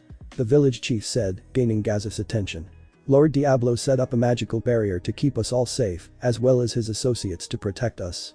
The chieftain explained as Gazef was trying to locate the demon but couldn't see him. Is he here? Gazef asked as he looked around. He was, but he just vanished in front of our eyes. Then you appeared in his place. The village chief explained. Then Gazef thought of something. He reached into his pocket and grabbed the wooden doll Diablo gave him and watched as the item itself faded away as if it served its purpose. I'll be damned, Gazef said as he fell backward. The exhaustion from the battle finally caught up with him. Lupis Regina quickly got to work and she began to patch him up with her healing magic while Yuri looked at the village chief. Do not worry. Per our lord's request, you and your village are safe. If anything, you should be able to rest easily, so you should get some rest. Yuri said as she looked out the window to see her master prepare for battle, as a hand on her clenched her clothes as she wished she was there by her master's side. Intoma. Please keep Lord Diablo safe. Yuri said before the chief's wife spoke to her. You care a lot about him, don't you? The chief's wife asked as Yuri nodded in reply. Yes. He's why my sisters and I are still alive to this day, so we all will do whatever it takes to keep him safe and stand by his side. And I hope one day, I'll have the courage to tell him how I feel towards him. Yuri said but whispered the last part to herself as the chief's wife smiled at the mate in love with her master. Diablo and Intoma stood in the chief warrior's place, which made Nigan a little surprised by Diablo's entrance before asking. And just who are you? It's nice to meet you, face to face, people of the slain theocracy. My name is Diablo. Diablo said as he knew that it was time for the real battle. As Diablo faced the scriptures in battle, he then said to them.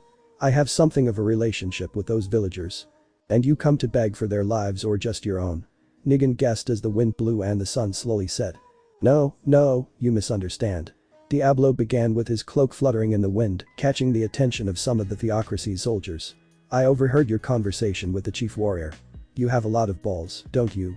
Nigan is surprised. The man overheard what he told Gazef. I spent my precious time and energy saving those people, and you brazenly declared your intent to massacre them. I can't even imagine something even more offensive. Diablo said with a hint of disdain in his voice, as his chains glowed brightly, as if they responded to their master's emotions. Nigan went from surprise to smug as he replied. You are being brazen of yourself for a meager warrior, so what do you plan to do? Nigan said. Diablo held out an open hand as he gave them an offer. Offer me your pitiful lives without resistance. Do this, and there will be no pain. However, Diablo began as he turned that open palm into a fist. If you refuse, I swear here and now you will die painfully and in despair for your imprudence. Nigan was not afraid of this man as he then ordered the angels. Have the angels attack this fool. Do angels rush forward the duo as they stabbed Diablo with their spears. Nigan's smugness only grew. Is that all you had? I expected more from a bluff like that, he said, but he noticed something off. The angels were not returning to his men. Instead, the angels from what Nigan saw were flailing in the air. But from Diablo's perspective, he was holding the heads of the angels. Did you not hear me? I said to offer your life without resistance. By the time I'm through, you wished you had listened. Diablo said as he held the angels' heads. The trick, yes, it has to be. One of Negan's men yelled in disbelief as Diablo chuckled at the man. Physical nullification. Diablo began as the angel's lances disappeared from his dot. It's a passive skill that nullifies physical attacks of low-level weapons and monsters. These angels are ants trying to stop a god, but I suppose even an ant has a better chance of fighting than you pathetic humans.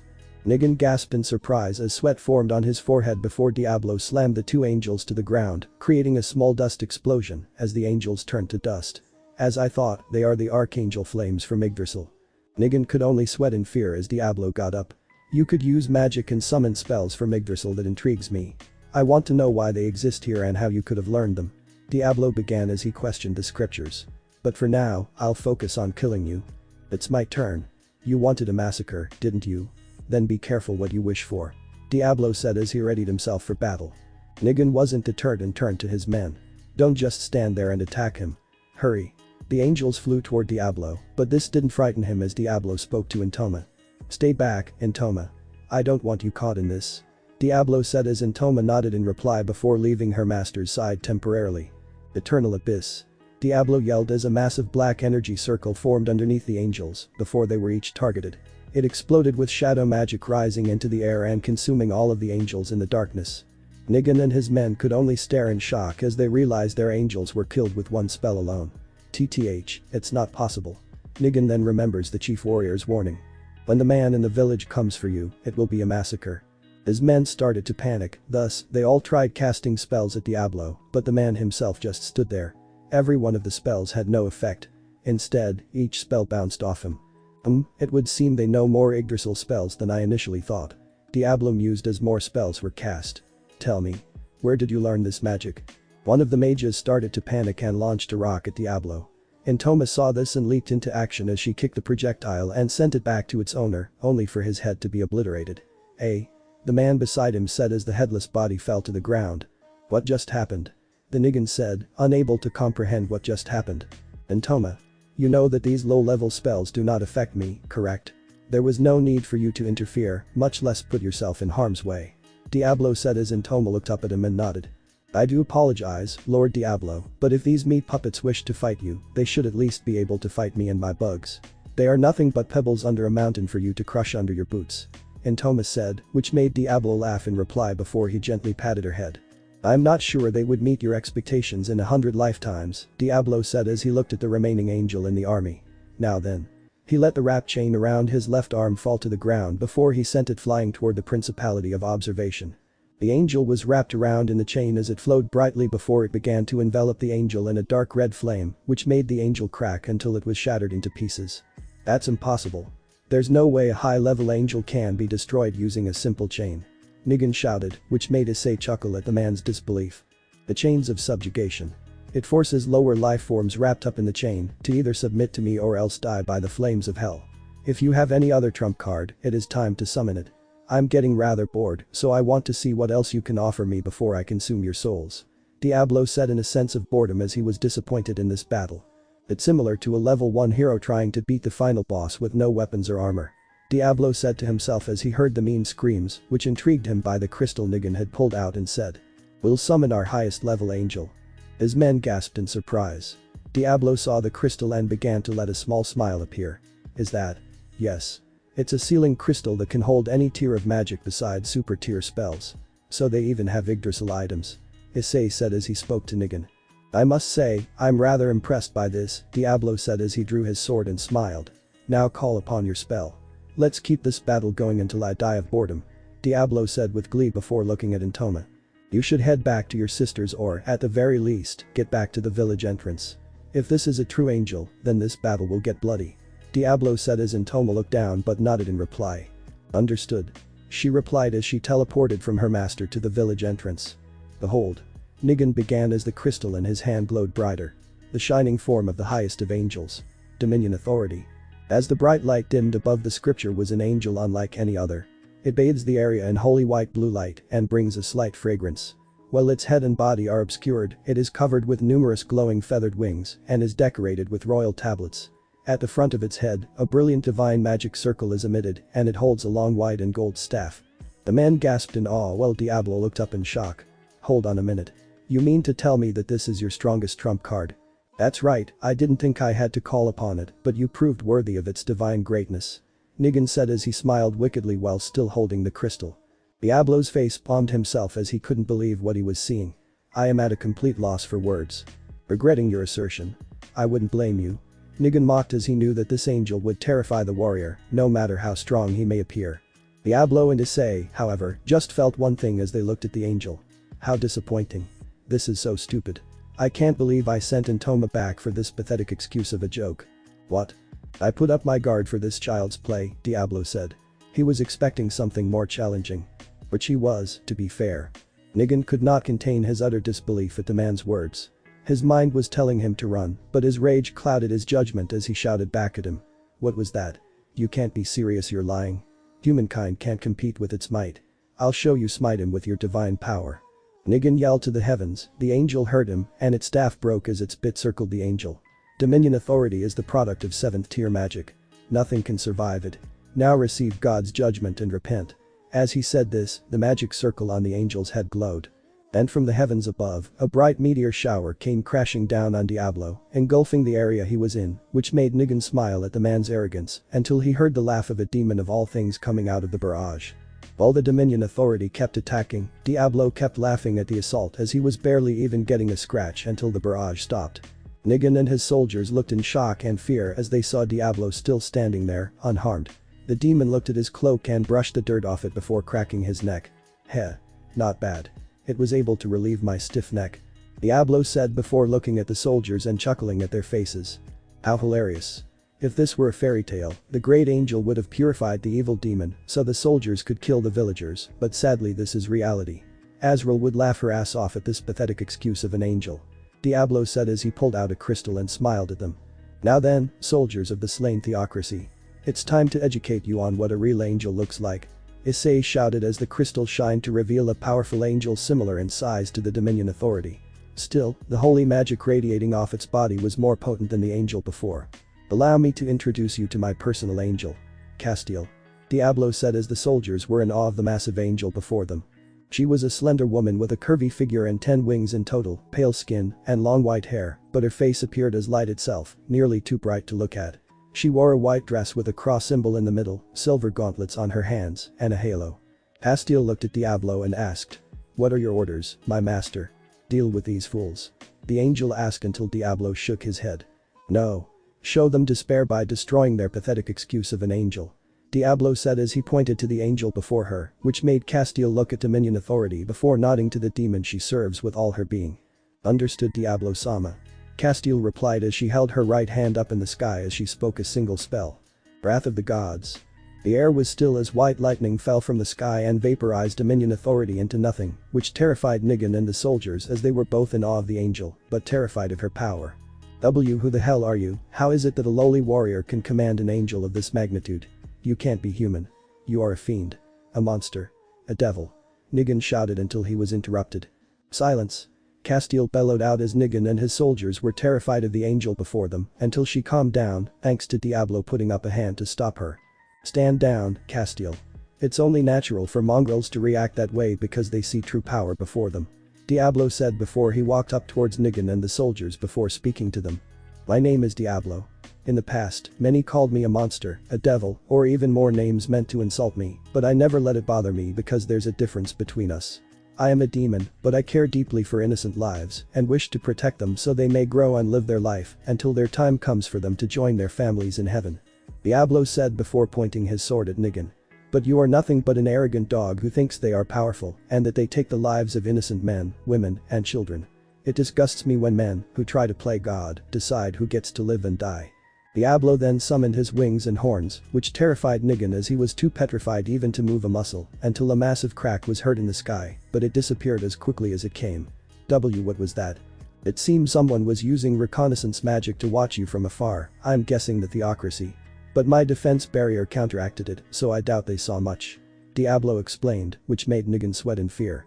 My country was watching, Negan muttered.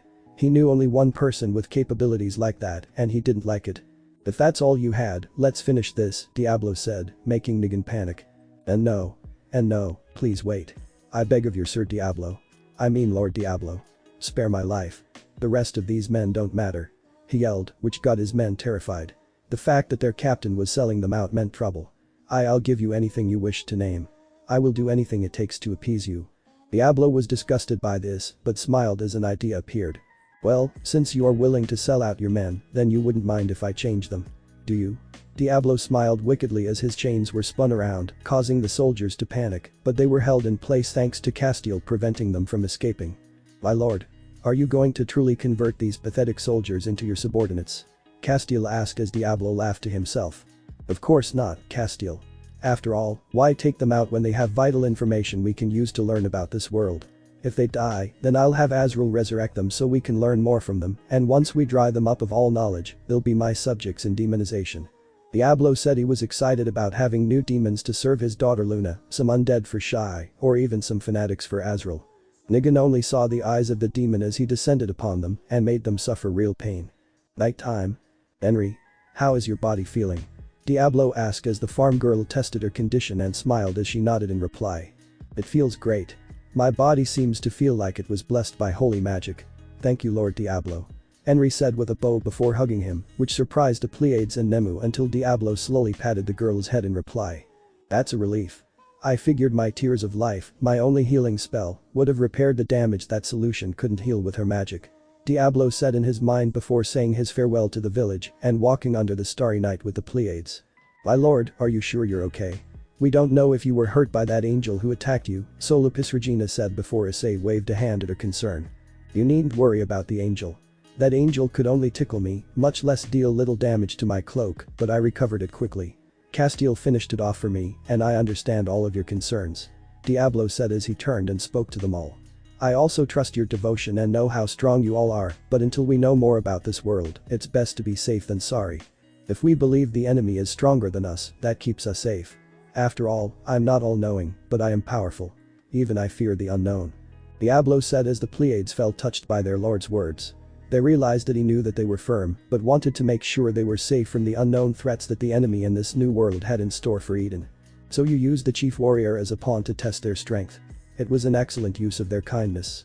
Delta said as Diablo nodded in reply before Yuri came up to him and wrapped her arms around his neck, which surprised the demon until Dullahan said 3 words to him that he hadn't heard from any other woman besides his family. I love you, Lord Diablo, Yuri said as she then made a quick move by kissing his, which shocked the maids as solution, and Intoma pecked their master's cheeks to show that they felt the same as Yuri, while Lupus Regina was pouting at her master's first kiss being stolen by her big sister. Narbril, on the other hand. How dare big sis Yuri steal Lord Diablo's first kiss before me? Narbril's eyes widened as veins pulsed on her forehead until she felt the warmth from Diablo's hug as he gently ran a hand through her hair. Narbril felt protected and safe in the hug as she then felt a kiss on her head from Diablo.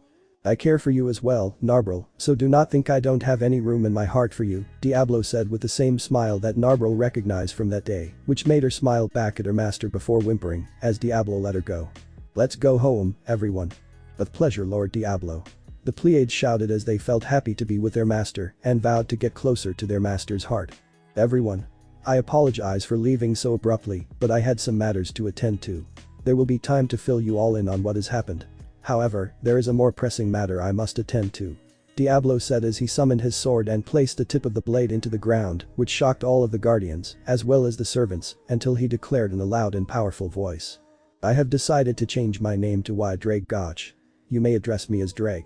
If you have any objections, stand and voice them. Ddraig declared as Albedo bowed to him and replied. We have heard your precious name, my lord, and devote ourselves to it with unwavering loyalty. Albedo began as she spoke her master's new name. Glory to Lord Ddraig Goch. Glory to Lord Ddraig Goch. All hail.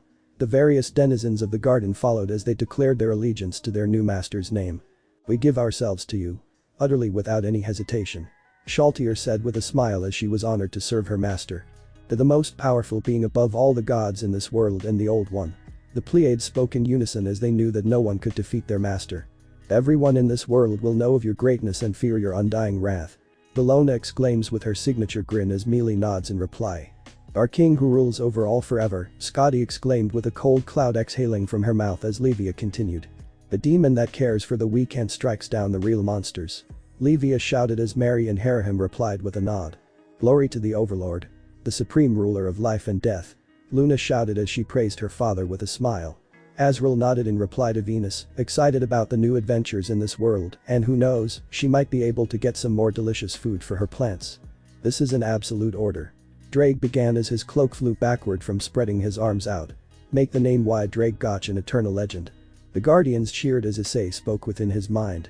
I'll rebuild the reputation that Diablo had back in Yggdrasil here, but under the name of the Heavenly Dragon, that I was honored to meet in Yggdrasil. He saved me and told me what a king should be, so in this new world, I'll do what I did back in Yggdrasil. Save the innocent. Kill the damned. Explore new lands. And lastly, fall in love. Diablo no, this was the day Eden was given their primary goal. It was making their master's name a legend that would not be forgotten. After Diablo left for his chambers, Albedo and the other guardians stayed as she looked at Narbril. Tell everyone what happened in your discussion with our master. Albedo said as the maid walked towards the front and began to speak to them all. I was with Lord Ddraig the first night we arrived in this world, and he told me this. The stars glitter like jewels. I was sent to this land to obtain those jewels for myself and every treasure that shines beneath them. But then, after a moment, I heard. The most enjoyable thing now might be taking over the world. Yes. Narbril said with her ever so faithful grin. Hear that? Let it be known here and now that this is our final goal as servants to the Garden of Eden. We will present this world to Lord Ddraig without fail. Albedo exclaimed, which was met with a mighty roar from all the residents of Eden. Surprised to say, the new world will kneel soon enough. Ddraig groaned as he sat in his bed and looked at the clock to see that it was morning before sunrise. I'm honestly surprised that it wasn't a dream. Being in a new world and my character, Diablo, who is now Ddraig Goch, is an amazing feeling, but I wonder if I'll be able to continue being the leader the others see me as. I'm just a high schooler in my second year, but it's not like I can tell them that. Ddraig got up from his bed and headed to his room's bathroom before settling in the bath that was ready for him, thanks to the maids in Eden.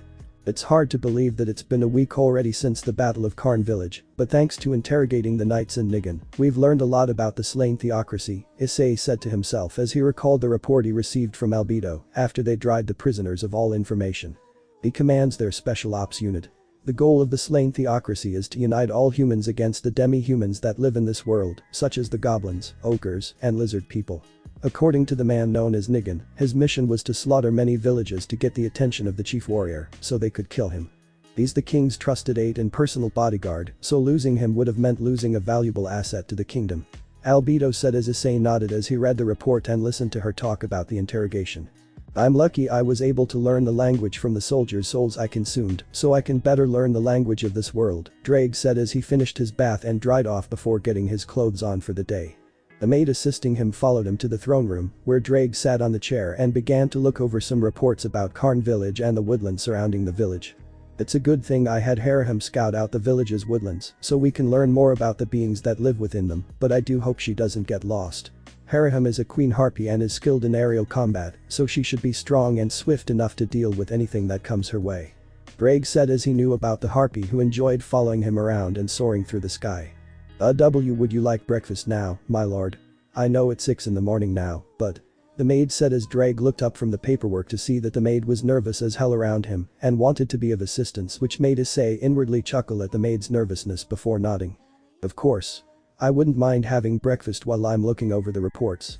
Also, don't be scared of speaking up, Fifth, the maid in charge of attending to Ddraig today, was shocked as she nodded in reply and rushed to get breakfast for her master. Ddraig smiled at this reaction as he was glad to help the girl forget her worries. Now then. According to Harem's reports, 3 monsters are powerful in the forest.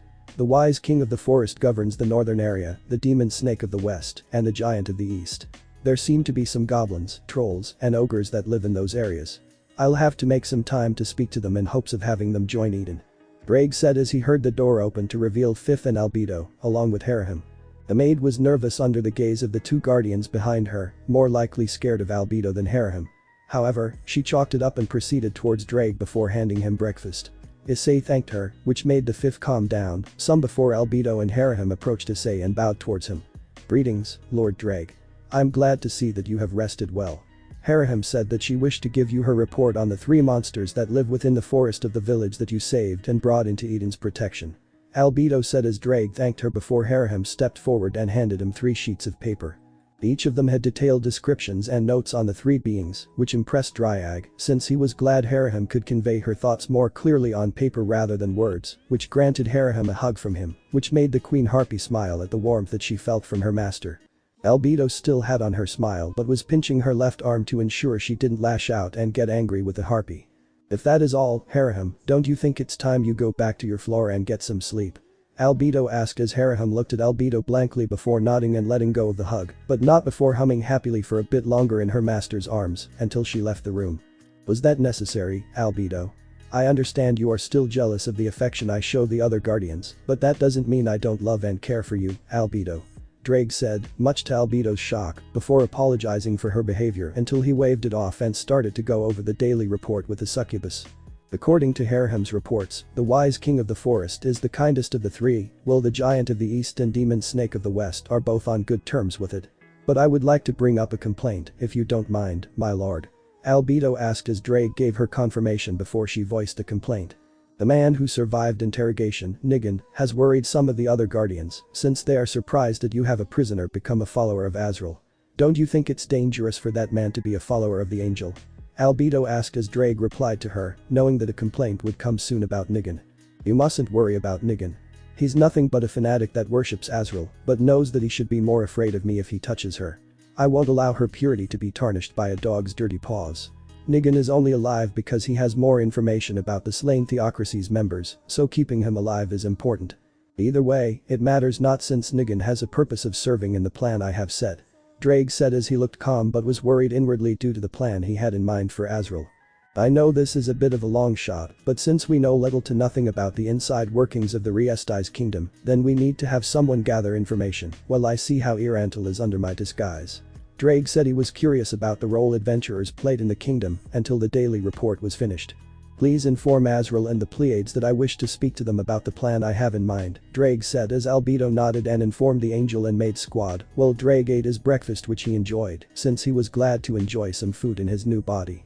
It was so good he praised Fight for her hard work, which made the maid embarrassed but happy to be honored by her master until the 7 guardians were summoned to the throne room. My lord. Lady Azrael and the Pleiades are here to see you. Fifth said as the angel and the maids walked into the room and bowed to their master until Issei permitted them to stand. Thank you Fifth. That will be all. Please take the dishes back to the kitchen and thank the staff for their cooking. Ddraig said, much to the maid's joy, as she nodded and took the dishes to the kitchen before he looked at the guardians in the room. Now that you are here, I wish to discuss the details of the plan I have in mind, Ddraig said as he opened up a map of the new world that they were in. I plan on going to Irantil to gather more information about the capital, the surrounding nations, and other areas that may be a threat to Eden. I'll be posing as an adventurer, but I require 2 of the Pleiades to come with me. The Pleiades were in awe of the opportunity to go with their master, but not before Ddraig continued. However, I've already thought of who to bring with me. Do not worry, for my decision is based on appearances alone, since it's best to try our best to blend in with the other adventurers as well. The Pleiades relaxed at this before Ddraig pointed to both Lupus Regina and Narbril before speaking to them. Lupus Regina. You 2 will be accompanying me as my party members. This excited the 2 maids. Well, Lupus Regina showed excitement while Narbril had a slight smile on her face until Ddraig looked at Azrael. As for you, Azrael. I want you to pose as a noblewoman with Nigan as your servant while Solution follows you. We need information on the capital of Riestai's, which is why I want you to play the role of a noblewoman. Will this be a problem? Ddraig asked as Azrael shook her head. Not at all, my lord. I'd be honored to play this role. Also, it would be nice to leave the garden since I felt a bit cooped up in the garden. Azrael said as she missed the feeling of going outside and enough herself in the air and seeing the people. Ddraig, on the other hand, was trying to think if some of the other guardians felt cooped up in the garden rather than exploring the outside of Eden. I'll have to put a pin in that area after I return from Irantil. Ddraig said to himself as he looked up at Azrael and nodded. Thank you for accepting this task, Azrael. The expenses shall be covered by using some of the gold in the treasury to make extra spending money so you can pay for something that interests you. Ddraig said, which made Azrael blush at an item she was thinking of buying before shaking away the thought as she thanked him for the gesture. Thank you, my lord. I shall prepare myself and Nigan for departure. I wish you and the others luck on your mission as well. Azrael said as she and the Pleiades left the room, which made Ddraig sigh in relief at the meeting going well before turning to Albedo, who was saddened by the idea of her lover leaving her until she felt her body being pulled into a hug as well as a kiss on her forehead. Albedo was squealing at the affection she was given until Ddraig let her go, much to her disappointment since she wanted to be hugged more before speaking to her. Albedo. I'm leaving Eden in your hands to ensure everything runs smoothly and that we do not have intruders coming to our doorstep. Ddraig said as Albedo nodded confidently that she'll protect the home where she and the others lived with their master. Now then. It's time to go adventuring. So this is Earantal, Ddraig muttered when he saw it appear in the distance. How strange. I've seen pictures of medieval European fortresses from the old days, and these look a lot like they did. But also different, or maybe it's just me, it just looks so real. It was a little unnerving, Ddraig thought with goosebumps on his skin as they drew closer. The soldiers on the walls wore cheap half-plates of steel and carried steel halberds at an angle across their bodies at double gate-controlled entry, where similarly equipped soldiers checked goods and monitored access. Ddraig saw no one turned away and quickly concluded it was a mere formality. It doesn't look like much, huh, my lord, Lupisregina asked. Rather than her usual oversized weapon, she carried an enchanted mace that hung from her side. Her traveling clothing was explicitly made to be worn by a brawler, which she didn't mind, as she wore her armor that covered her and shoulders, as well as her arms halfway, which went well with the leg armor she wore, that was so high it reached her knees, that had a few daggers sheathed into the leg. As for undergarments, she mostly wore shorts that showed off her rear. Narbril, on the other hand, was wearing a simple brown cloak that covered her battle armor, while keeping her staff out to protect her master from the annoying people who would attempt to crowd him. Ddraig, on the other hand, wore a cloak of sorts that was of excellent quality, thanks to the blacksmith of Eden. The clothes he wore were a black shirt with light but durable armor that covered his stomach. He wore long pants that reached down to the combat boots made for travel and combat, but also provided excellent comfort for the wearer's feet. His dragon tail was shown so others could see that he was a demi-human, and his horns were similar to that of a bull. His hair was also expected, but his eyes were emerald green with slitted irises. Ddraig looked down at Lupisregina from where he walked at her side. No, it doesn't. He admitted, but please be polite, and while we are like this. Ddraig said as he tapped his armor and pointed to her and Narbril's traveling clothing. Do not refer to me as my lord or Lord Ddraig or sir or sire or in any way treat me as a superior. I am the adventurer David Welsh, and you two are both Lupin and Bella. Ddraig said as he had planned names for them as adventurers. Lupisregina fairly glowed, her high cheeks flushed red. I love it, David, yeah, I love it. Her smile glowed up at him, and they resumed their walk toward the city, though Lupin had more of a spring in her step the entire way to the wall. I thank you for the name as well, David Sama, Narbril said as David sighed inwardly. I should have known she'd find a loophole to still address me as her superior. David said inwardly as he continued to walk with his comrades towards Earantal. The outermost district was more than a bit of rank with unwashed bodies, rotting, smelly garbage, and infrequently drained sewers. They passed by numerous large empty buildings which served as barracks for soldiers and storage areas for supplies in times of war. Ddraig, Bella, and Lupin wove their way through the grounds quickly, but Lupin could not help but let her distaste come out. This city is disgusting. The smell of this city is so horrible that I'm surprised people aren't dying because of it. Her nose wrinkled in disgust as Bella voiced her concern about the smell. It is foul, David Sama. Trust me, I know. David thought to himself but answered, I can tell, and even if I didn't have a sense of smell, it would be easy to conclude that the smell is toxic. David said when they passed a clogged open sewer drain where bits of human and animal feces floated like boats on the toxic water. When they made it past the residential district, more women and children came into view. Ddraig felt the familiar shock of seeing children running outside, so different from home. And people lingered to talk on street corners, though they were dressed poorly. He saw them through different eyes. The children here are happy to play among themselves and still enjoy their lives. It isn't so bad of a place, well, unless you count the sewage smell.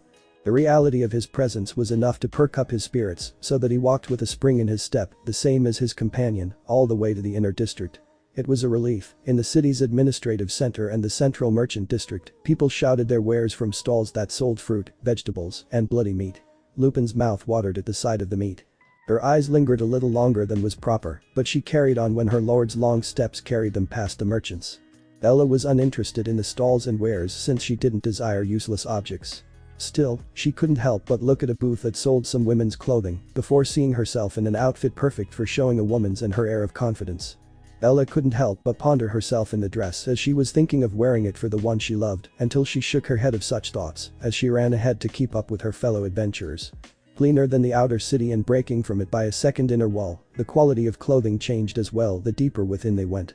Better armored guards, better dressed people, and, rather than simple tan or dark cotton cloth, rich dyes and more elaborate accessories, vast hats, were the norm. However, the trio stood out as they made their way to the Adventurers Guild and entered the guild as they walked towards the front counter, making the residents look in shock at David as he stopped a few inches from the counter before speaking to the lady at the front.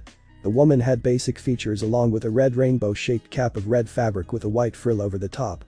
He's a demi-human. Why would he come here with two humans? Is he enslaved? She thought to herself. Only her consummate professionalism kept her eyes from bugging out of her head when she saw not only the remarkable specimen of an intimidating dragon-like warrior, but the radiant beauty of the red-deeded woman with a mace dangling at her side as well as the black-haired beauty next to her. When he said directly in a deep, rich, noble voice, "I need to register myself and my partners as adventurers here. And before you ask, no, they are not enslaving me. I'm their comrade and partner, so there's no need to worry." David said as the receptionist couldn't help but smile broadly enough as she nodded and understood their situation. "Of course, I just have to ask a few questions first," she said while pulling out a few forms. Eyes from various adventurers bored into their backs while David lied through his teeth to the receptionist. Much as she enjoyed seeing her master at work, paperwork bored Lupin but not Bella, as she was also asked a few questions. Lupin could acutely feel the desire and attention they were getting. Stares of envy at her master, looks of passion at the contours of her body, as well as Bella with their close-fitting traveling gear. Maybe I should purchase a cloak like Narbril. Not that I mind the good taste humans have for beautiful maids like me, but they're just not strong enough to be good for anything but torture. Lupin let out a mental sigh to go with the thought and turned around to face the rough-looking figures. Most wore cheap iron or copper plates around their neck and not one had a complete set of armor to their names, though they looked confident enough. More than a few had scars or shaved heads, though some had longer hair that ran down just below their necks. A wicked thought occurred and a mischievous smile formed on Lupin's face. "Pardon me, David. Since this will take a while, would you mind if I had a little fun?" Lupin's mischievous grin set David's hair standing on end, and for a moment, he said nothing. But he could practically see the tail wagging behind her. Her pretty face looked so eager, like a pup anxious to play, he couldn't help but relent. He waved toward the tables. "Don't be rough with them, and don't play with any food." Her smile split into a laugh when she sashayed away and over to the nearest table. "You look strong," she said of the behemoth of a human who sat with a beer mug in front of him. He grunted, "You look cute." He winked, and for a moment, she couldn't help but preen at the praise of the inferior life form. "You're observant, but I'll bet I'm not just cuter. I'll bet you a beer. I'm stronger too. The name is Lupin. That back there," she jabbed her thumb over her shoulder, "are David, the strongest man in the world, and Bella, my friend who's a skilled magic caster." She spoke a little louder than she needed to, and the thickly muscled adventurer with the unshaven face looked her up and down. "You serious, girly?" "Yup." Lupin drummed her fingers on the table. "If you don't believe me, how about a wager? I'll bet you that beer. What do you got for me when I win, little pretty?" His mouth formed a lewd smile, and from the past, his came an equally vulgar laugh. Lupin looked away and gave a coy smile out of the side of her mouth. "A story worth remembering," she said as she planted an elbow on the table with her arm up and fingers open. "Bring it on, boyo." She mocked his earlier girly, and he slammed his elbow hard enough to rattle the table and slosh a bit of golden beer onto the wood and put his hand in hers. "3?" she asked. "We do 5. He answered, and their loud talk, culminating in a challenge, went from drawing just eyes to drawing a crowd. 3, 4, 5. A bystander called. Lupus Regina didn't slam his hand down. He began grunting, straining with effort. "Gah," he grunted and groaned, staring bug-eyed at the beauty across from him. Her arm didn't move even a hair from where it had begun. Sweat sprang to his brow. "What's wrong, Jorg? Get going." "I said 5 like a minute ago," someone behind him urged. "I'm trying." The beefy man who was evidently Jorg groaned. Lupin melodramatically and mockingly brought her other hand to her mouth and let out a yawn. "Use a second hand if you want. It's fine. I don't mind." Jorg flushed, brought his other hand up, laid it over the top, and struggled to force Lupus Regina's down. Can I use a martial art?" he gasped. "What's a martial art?" Lupin wondered to herself but gave a little nod. "Go ahead. Lesser strength." He grunted and resumed. It was no more promising than before. "You can use it now." Lupin encouraged him. "I'm waiting." Open-mouthed stared in disbelief. "Well, if that's all," she said with a disappointed pout on her and slammed the back of his hand down on the table. She flashed a V for victory with her winning hand, snatched up the wooden mug, and drank it. "Thanks." She winked at the man, who whimpered as he rubbed his bruised hand and bruised ego both at once. She slammed the mug on the table, don't feel too bad. I'm partnered with him, after all, and he can beat me as well as Bella. Lupin winked, you didn't win, but you still got your prize. Was all he could manage to ask. You got to arm wrestle Lupin, partner of David, the strongest man in the world. Plus, pretty soon, everybody will know his name, and that story ought to be worth a few free beers. She might have been teasing, but when the demi-human warrior approached, towering over her by a few inches and placing a clawed hand on the delicate but powerful shoulder of the victorious Lupin, Yorid couldn't help but think. I think she's right, I got to arm wrestle a legend before it became a legend. We're done here. Come along, Lupin. We're going to the inn, so we can have a room and pick up a few supplies before adventuring. David said, and she nodded with rapidity and evident happiness. Of course. Bye, boys. She taunted them with a playful wave, that wrist will probably hurt for days if he doesn't get a healer, it's not exactly torture, but it is a start. Does that count as playing with my food, though maybe I should ask. Lupin couldn't help but critique the possible failure to obey his orders, but ultimately decided against it. No. If Lord Ddraig minded, he would have said something or wouldn't have let me do that, so that must mean my actions are okay. She told herself and followed him out of the building with the passive thought, the beer was barely better than water with a head on it. Hopefully, somebody in this world makes something passable. After getting a room for the three of them, David looked at the board and saw the ranks of the adventurers limited their options. TCH. Copperplate quests are an absolute joke. David then saw one of the more lucrative flyers from the board and took it to the counter. Bella and Lupin followed him to the front. We will take this job, David said as he slammed the parchment on the counter. The girl behind it looked at him with undisclosed resentment. I'm sorry, but that is a mithril rank job. A copper plate like you isn't allowed to take it. David ignored her condescending tone while the maids started to express their anger at the woman for such disrespect. Who does this best think she is? Questioning our master's strength. Did she forget I didn't even break a sweat when facing that guy earlier? Are all humans this stupid, or just her? Bella and Lupin said in their minds with anger at the woman until David stopped them as he replied to the woman. I know. That's why I took it. We're strong enough to perform it and I don't want to waste time proving my strength. The harsh words made everyone who had shed sweat and blood to get to their rank judge David poorly. Internally, he wanted to bow and apologize for his rude comments, but it was the fastest way to get what he wanted. Everyone in the guild has to follow the same rules. We can't make exceptions for people, otherwise, our credibility would fall. Also, if we incorrectly place you, many could die when you ultimately fail your mission. The cold glare from the counter girl held all the emotions felt by those who had fallen in their line of work. HMPH, Bella, the girl with the ponytail. She is my comrade. She's a magician capable of the third tier. We all have similar strengths. A collective gasp rang out. If what he said was true, it would be impressive. The third tier was the highest any average person could accomplish magically, and for people so young to be at the level of experts was worthy of praise. As for Lupin, the redeed, she is much stronger than the other adventurers in this room in combat. Don't tell me you put us in copper because we're demi-humans. Because if you did, I believe that is a disgusting way of giving out one's ranks. Do most of the high-class adventurers actually earn their rank? Or did they pay you to sleep with them to get that promotion? David asked as he hated how demi-humans were discriminated against because of their species and not being human. I am sorry. But I still can't make an exception. You'll need to take an appropriately leveled task until you are promoted. The counter girl's expression tightened as she felt like she was in a dangerous position. To insult someone of such strength wouldn't bode well for her, but she couldn't ignore the rules. Plus, discrimination was a definite issue in other guilds because rich people paid their way to the top while the ones who trained their whole lives barely got their promotions. It wasn't easy for demi-human adventurers since she recalled how many parties mistreated them as enslaved people or even reported that they sadly died on the mission. Well, it can't be helped. I'm sorry for the inconvenience. Please give us the hardest job you can. David said with a disappointed sigh as he accepted the rules, which surprised many of the adventurers in the guild. They thought he'd attack her and try to force her to give them the quest, but it seems they misjudged him. Well, if you are looking for a job, we can give you one. A group of silver-ranked adventurers had come up to them, so David decided to hear them out. Thank you for your assistance. If we don't work with them, we will take that job. David said amicably to the counter girl before following the others up the steps to a private room. Inside the room, the two groups went through the process of introducing themselves.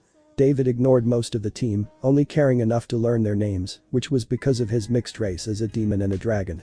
However, the magician caught his attention. His glare held a suppressed rage that puzzled David. He had never met these people or done anything to them. She's a talent holder. I should try to learn more about it.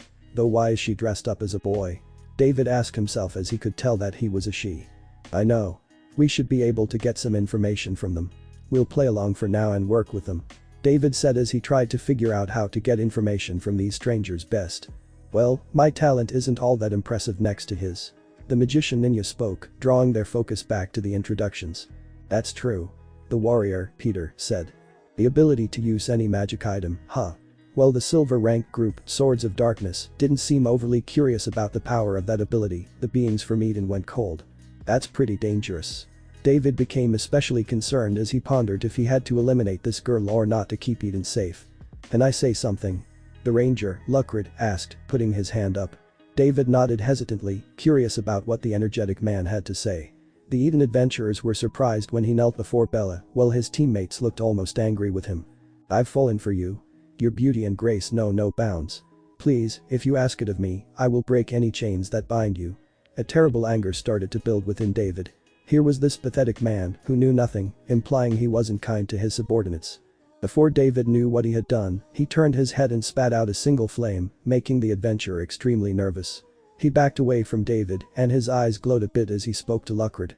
Hit on my mate again and I'll do more than glare into your soul. David threatened as he placed an arm around Bella without noticing Bella's eyes turning into comical swirls as she blushed profusely. Lord Ddraig called me his mate. Oh, I can finally die happy. Bella squealed to herself. Hey, no fair. I want some love too. Lupin shouted as she hugged his left arm into her bust while her tail wagged happily and her ears wiggled in joy at being close to her master. Bella snapped out of her stupor and growled at Lupin before she hugged David's free arm. You get enough love from David, you whiny mutt. So back off. Bella snarled as sparks flew between the two. David began to feel a lot of hatred from the male adventurers in the guild, making him roll his eyes. Yes, get jealous of the demi-human for attracting two of his loyal maids. And even if Narbril and Lupus Regina didn't see me romantically, it's not like any of you would have a chance with them. Thank you for your harsh but honest words. I will strive to learn more about you so I may profess my true feelings again. The man didn't appear to have learned his lesson, but his response was good enough. Looking back at the Swords of Darkness, David noticed a contemplative look on their faces. At the start, he finally pieced together the dirty looks and complex expressions many people he'd met had. He had figured that they were envious of his apparent strength, as his armor was supposed to project, or just jealous of the beautiful women he was with. Slavery was illegal in this country, and it looked like he was a slave to Bella, since he and Lupin were the only demi-human in their party.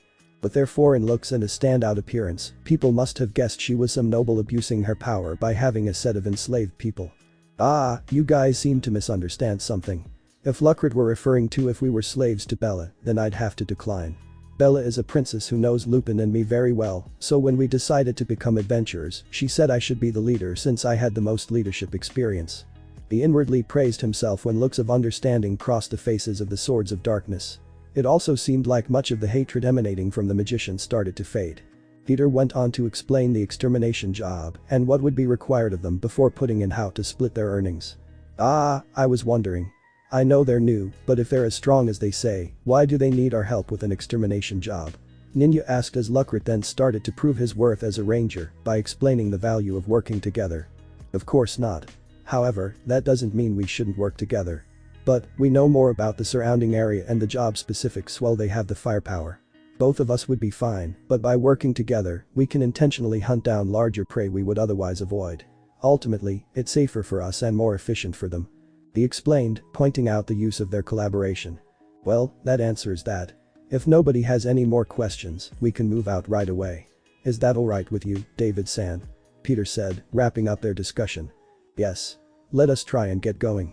We'll make sure to follow you. The two parties headed out of the private room but stopped at the top of the stairs.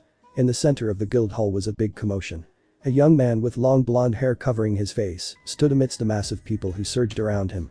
Coming to the stairs was the girl from the counter. She seemed to be slightly panicked as she pushed through the crowds. Upon seeing David's group, she called out. Ah, excuse me. But someone has made a specific request for you, sir. I'm sorry, but we have already taken a job. David firmly rejected the counter girl's unspoken request. This made her frantic. She had already courted danger by insulting such a potentially rich and powerful adventurer, Lady Bella, so if she could not assist the grandson of the most famous alchemist in the city, her chances would be over. The person who requested you is Nigeria Barware. Her eyes pleaded for David to take the job. At the mention of his name, a collective gasp echoed throughout the room. The young boy in the middle of the mob stepped forward, the crowd parting like water before him. "Hello. It's nice to meet you. I'm the one who made the request," he amicably greeted Ains and his group. However, David cut him off by raising his hand before he could say anything more. "I am sorry, but we have already committed to a job. Unfortunately, we cannot accomplish your commission until it's completed." At his side, both Bella and Lupin nodded in agreement. It would look bad on them if they just quit the job they had committed to. The enthusiasm in the room increased. To be requested specifically is a high honor, and refusing was rare. "David-san. This is a specific request. You have to take it." Peter eagerly encouraged David's group, fully aware of the implications of a specific request. "Still, it's only proper to perform the task we have already committed to first, no?" From the complicated expressions on many people's faces, David figured out it wasn't quite that simple before coming to a decision. "I see. How about this? We will hear out the details of Bearer-san's request before we make a decision. Then, we can set a date and time accordingly," David said while looking to his requester for confirmation. "I'm alright with that. My request doesn't necessarily have to be completed today." Furia didn't seem upset about the possible rejection. "Good. Then, Peter-san. Would the Swords of Darkness join us too?" David turned back to the startled group. "Eh? Are you sure that's fine?" Peter's tone stressed how irregular the situation was. "Of course. After all, your party is involved as well." Nobody could refute his logic, so they all moved to hear out Furia's request. As the three parties moved back into the private room, the energetic atmosphere continued. Everyone was discussing the copper-ranked adventurers that came out of nowhere making big waves. Back in the room, the groups had to introduce themselves once again. The two adventurer teams briefly went through every member, lacking the drama and tangents from earlier. They needed to focus on the task, or they risked upsetting someone who made a specific request. "I was already introduced, but my name is Nigeria Barware. I'm an alchemist in Earantal and regularly go out to collect herbs in the forest. There is a little village called Karn a little ways away that I use as a base to enter the great forest of Tob. Your job would be to protect me on the trail there and in the forest from any dangerous monsters. It's a pretty safe area, so there shouldn't be any concerns, but it pays to be cautious in the forest." He seemed genuine in his request, and it made sense for him to hire adventurers for this kind of work. "I see. So bodyguarding, huh? Peter-san, would you be willing to assist us with this request?" David felt like he had a good grasp of the situation. Now there was only one thing that was bugging him. "Huh? Oh. Yes, that isn't a problem for us. We know the general area, and if there are any monsters along the way, we can hunt them, so we fulfill both requests." Peter got nods from the rest of the Swords of Darkness as he consented. "Plus, I'll be able to show my skills as a druid in the forest better than a ranger," Dine said with pride. Lucrit just stuck his tongue out at the jibe from his teammate. "That's fine. When would your teams be ready to leave?" Furia gave his consent to the add-on of another team to protect him. He didn't want to hedge his bets on the strength of copper ranks, even if they might be compelling. "Now, I only have one question left. Why us? We are new here and have no reputation. It's strange for us to have been sought out so quickly," David said to Nigeria with a piercing stare. Everyone leaned in to hear his answer, curious about his reason for causing such a scene. Furia appeared caught off guard by the pointed question. Thinking quickly, he tried to remember his excuse. Well. I heard there were some powerful copper plates in the tavern last night. The party I normally attend moved to another city recently, so I needed new guards.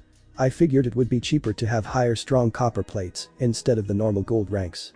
Usually, an ordinary person would believe a lie like that, but Issei could smell it a mile away. Bullshit. There's no way a reputable person would take completely untested newbie strangers with no references as bodyguards. If we are strong, you have no guarantee we won't just rob you, and if we're weak, you might be getting yourself killed. Why did you want to get to know us?" David didn't believe his excuse at all, and with how the boy started to panic, he and the Pleiades tensed for a possible confrontation. The Swords of Darkness got cold expressions. In their line of work, trust between the clients and adventurers was critical for safety and legality. They didn't want to be drawn into some troublesome business when there appeared to be something shady. Okay, fine. I did hear about you from the tavern incident. But, it was that potion you gave that adventurer. It isn't made by normal means, so I wanted to learn more about the strange foreigners who had it. Nigeria was utterly embarrassed about being caught. He seemed like a normal and trustworthy boy who just got excited. "Really? Is that it? Seriously?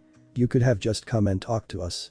We're interested in learning about new items and how things work here. Wouldn't that be normal in this kind of business?" We don't know how long we'll be here, so we would need to buy supplies anyways. David relaxed quickly, the Pleiades soon after. His answer appeared to be the truth. It just didn't make sense at first until he heard about the potion before coming up with a future idea that'll benefit Eden. Furia flushed further and tried to hide his shame by shrinking down. What he said was entirely reasonable, he had just been afraid to confront strangers openly about what could have been a vital secret. The Swords of Darkness remained tense, though they didn't like being lied to about something like that. While it seemed to have worked itself out, they had to doubt the validity of everything else they had learned if such an important thing was being kept secret. What else could these two mysterious and unknown parties be hiding? I don't think this is something we should keep talking about here. If it's fine with all of you, we are fine with taking this job. I think we can leave whenever you are ready. David was trying to get moving. They needed money, and they weren't making any, just sitting there talking. He looked over to the still nervous Swords of Darkness to see if they would stay on the job. It's fine with us if there are no more big secrets we should know about. We want to know what we're getting into on a job like this. Peter said after getting hesitant approval from his teammates. Ddraig, on the other hand, was instead wondering if it was even worth having them tag along. They already knew where Karn village was, and unless a high-level assassin wanted to kill Nefarious, there weren't any possible threats on the mission. Even then, they would probably be able to protect him against anything comparable to the Pleiades. Okay. I'm ready to leave whenever you are. Nigeria said brightly. The parties dove into discussing what they'd need in terms of supplies on the trip. The large group of people moved along steadily on the well-worn path. On one side was a never-ending forest. The other was a vast expanse of open plains. As the bright sun beat down on the group, it wasn't long before the human travelers were soon all exhausted. The only one with any energy was Lucrid, and he constantly made quips and innuendos as they plodded along. Thinking it was as good a time as any, David moved up to Nigeria, who rode in an open wagon. They had exhausted any other topic of conversation for the moment, so she figured it was best to deal with the conversation that was needed. Nefarious. Why exactly is that potion I gave to the adventurer girl special? It was a normal potion, so we don't understand the problem. Nigeria's expression noticeably brightened. By telling them about the uniqueness of their potion, he could make up for his previous blunder. Plus, he was talking about his specialty. The reason it's so special is that it was made differently than a regular healing potion from around here. When making a normal healing potion, you must cast preservation magic on it. Otherwise, the quality will degrade over time. This turns the potion blue. We don't know why your potion was different.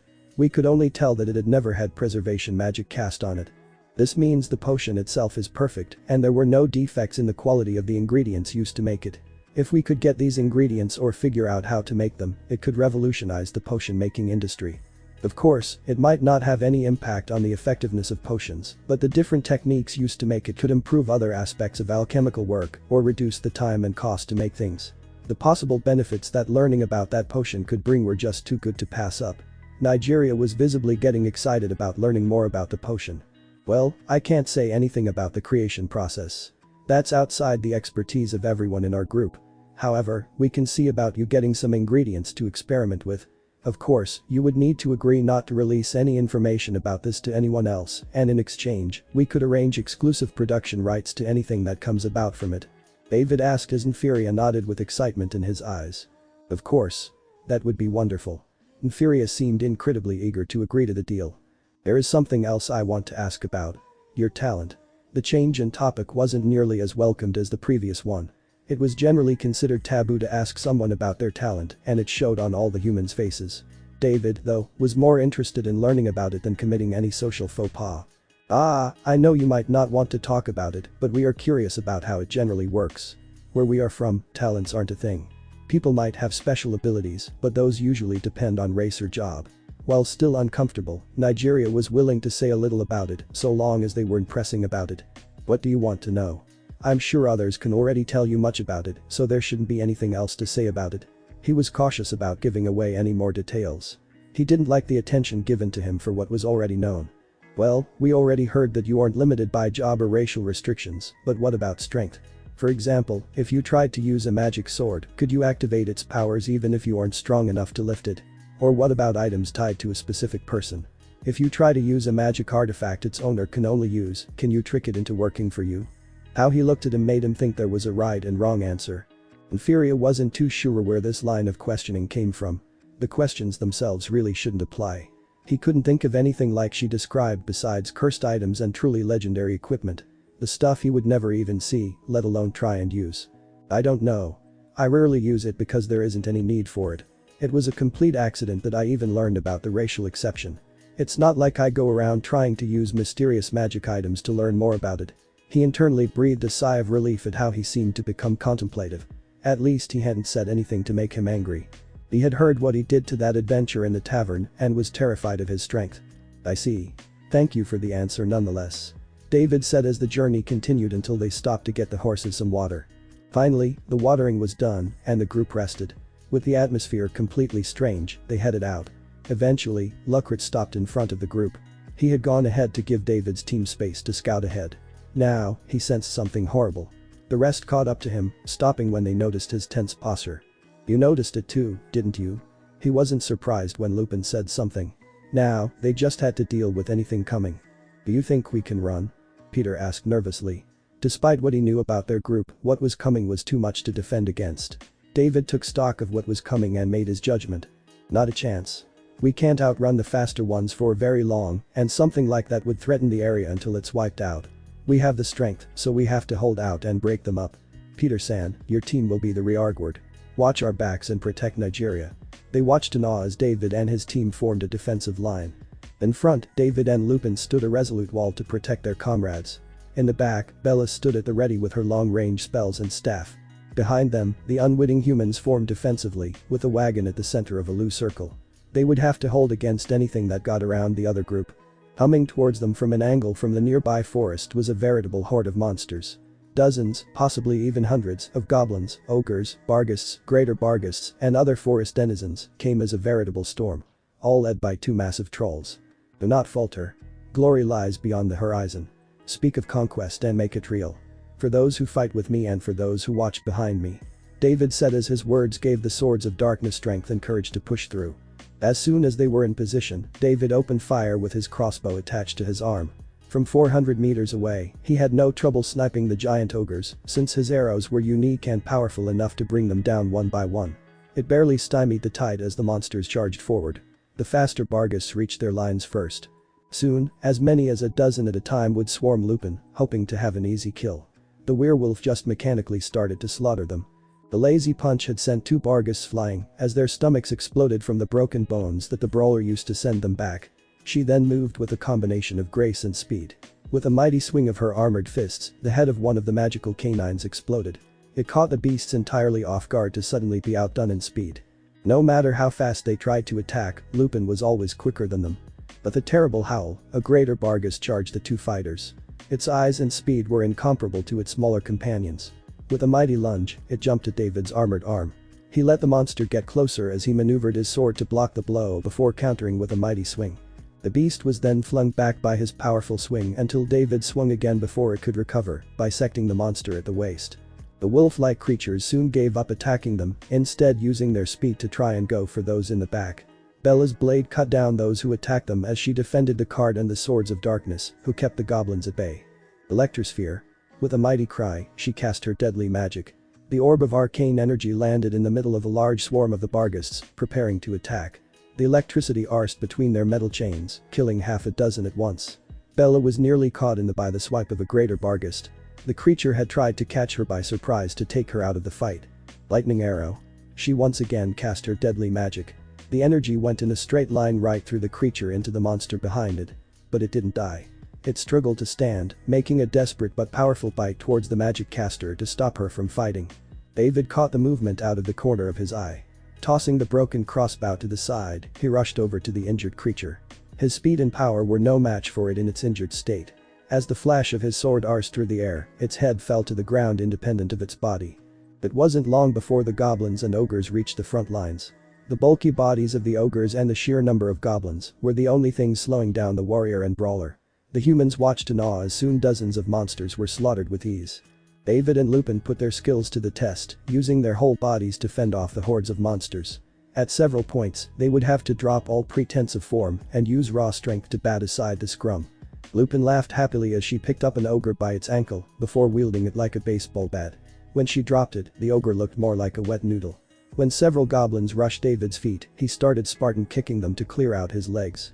Their tiny bodies sailed at least a dozen meters before slamming down, completely broken. Orich Alchem, no adamantite. There's no way such power is anything but. Peter could only watch in fascination at the crescendo of slaughter before them. Lucrit was intensely focused on picking off any goblins that started to head their way. Soon, it became clear to the monsters the first lines wouldn't go down quickly, so the goblins and Bargus switched targets to the more vulnerable wagon. The silver-plate adventurers were embroiled in the fight of their lives as they fended off countless attacks. Peter found himself struggling to hold back a pair of Bargists. Their incredible speed and sporadic magical attacks made it hard for him to counter effectively. Eventually, he made a choice. When one of the Bargists attacked, he intentionally overextended. This provided an opening for the other to go in for the kill. It lunged towards him, ready to bite down on him. Dottie moved quickly, barely able to keep up with the creature's impressive speed. His arm came up and he activated the martial art fortress. Its jaws uselessly closed on his protected arm. Taking the initiative, he thrust upwards with the sword in his other hand. Its metal blade quickly pierced a Bargist's unprotected stomach. With one enemy dead, Peter could overpower the other one soon and slay it before monsters once again swarmed him. All he could do was keep fighting. Even as one minor wound became 3, he had no choice but to keep going. Ein was struggling.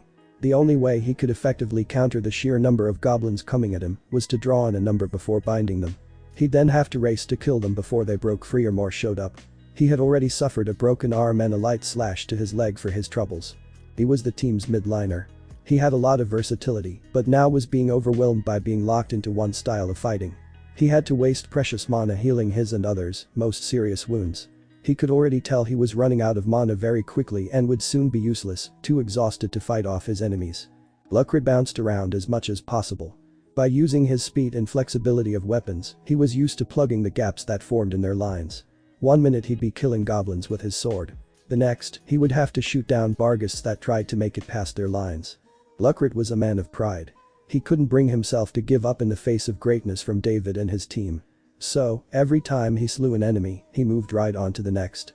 Every time his friends needed help, he moved quickly to aid them. He lived to improve and gain recognition for his efforts. Other people's opinions of him are damned. Ninja pushed harder to clear out the stragglers. She didn't have any skills as a support to aid her friends. She could only watch silently as their wounds accumulated.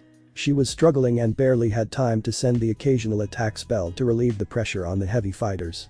Magic arrow. With a shout, she sent out 2 bolts of magical energy to take out a pair of goblins who had gotten past Peter. As their bodies crumpled, Ninja collapsed to one knee. The number of spells being used took a heavy toll on her body, which didn't help her since she didn't have a great constitution to begin with. With a mighty shout, she stabbed her dagger into another goblin. Her black blade went to the hilt as she poured all her strength into the attack. Struggling to stand, she tightly gripped her staff in support.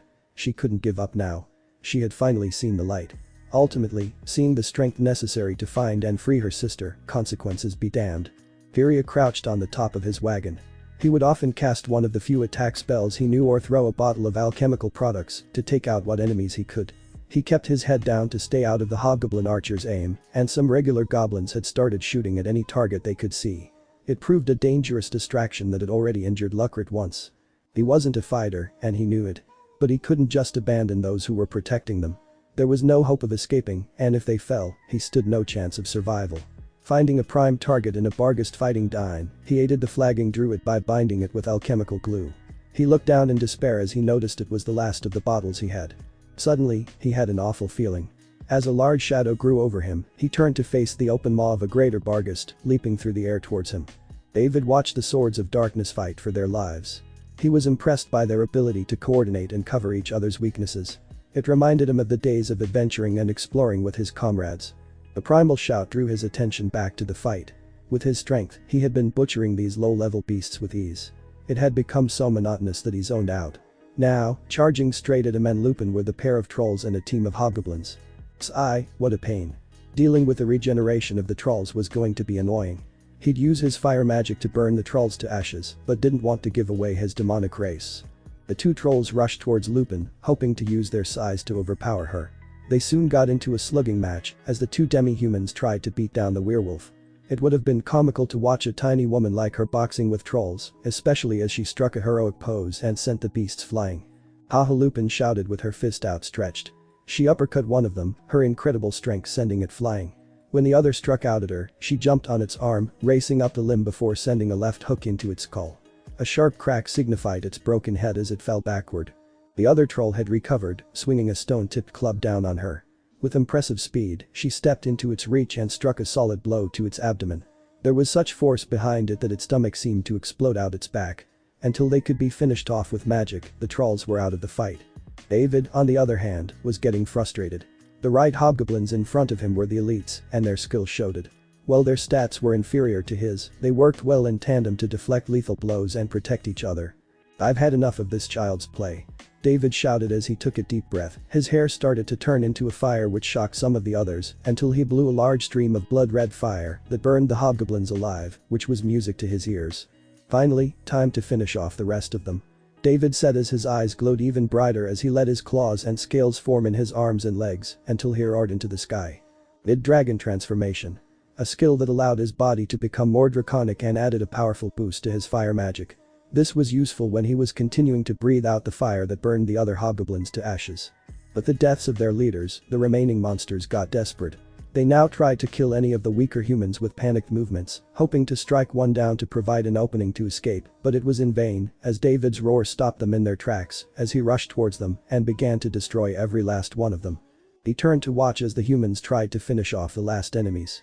They were tired and injured, but they should have come out alive if they didn't make any egregious mistakes.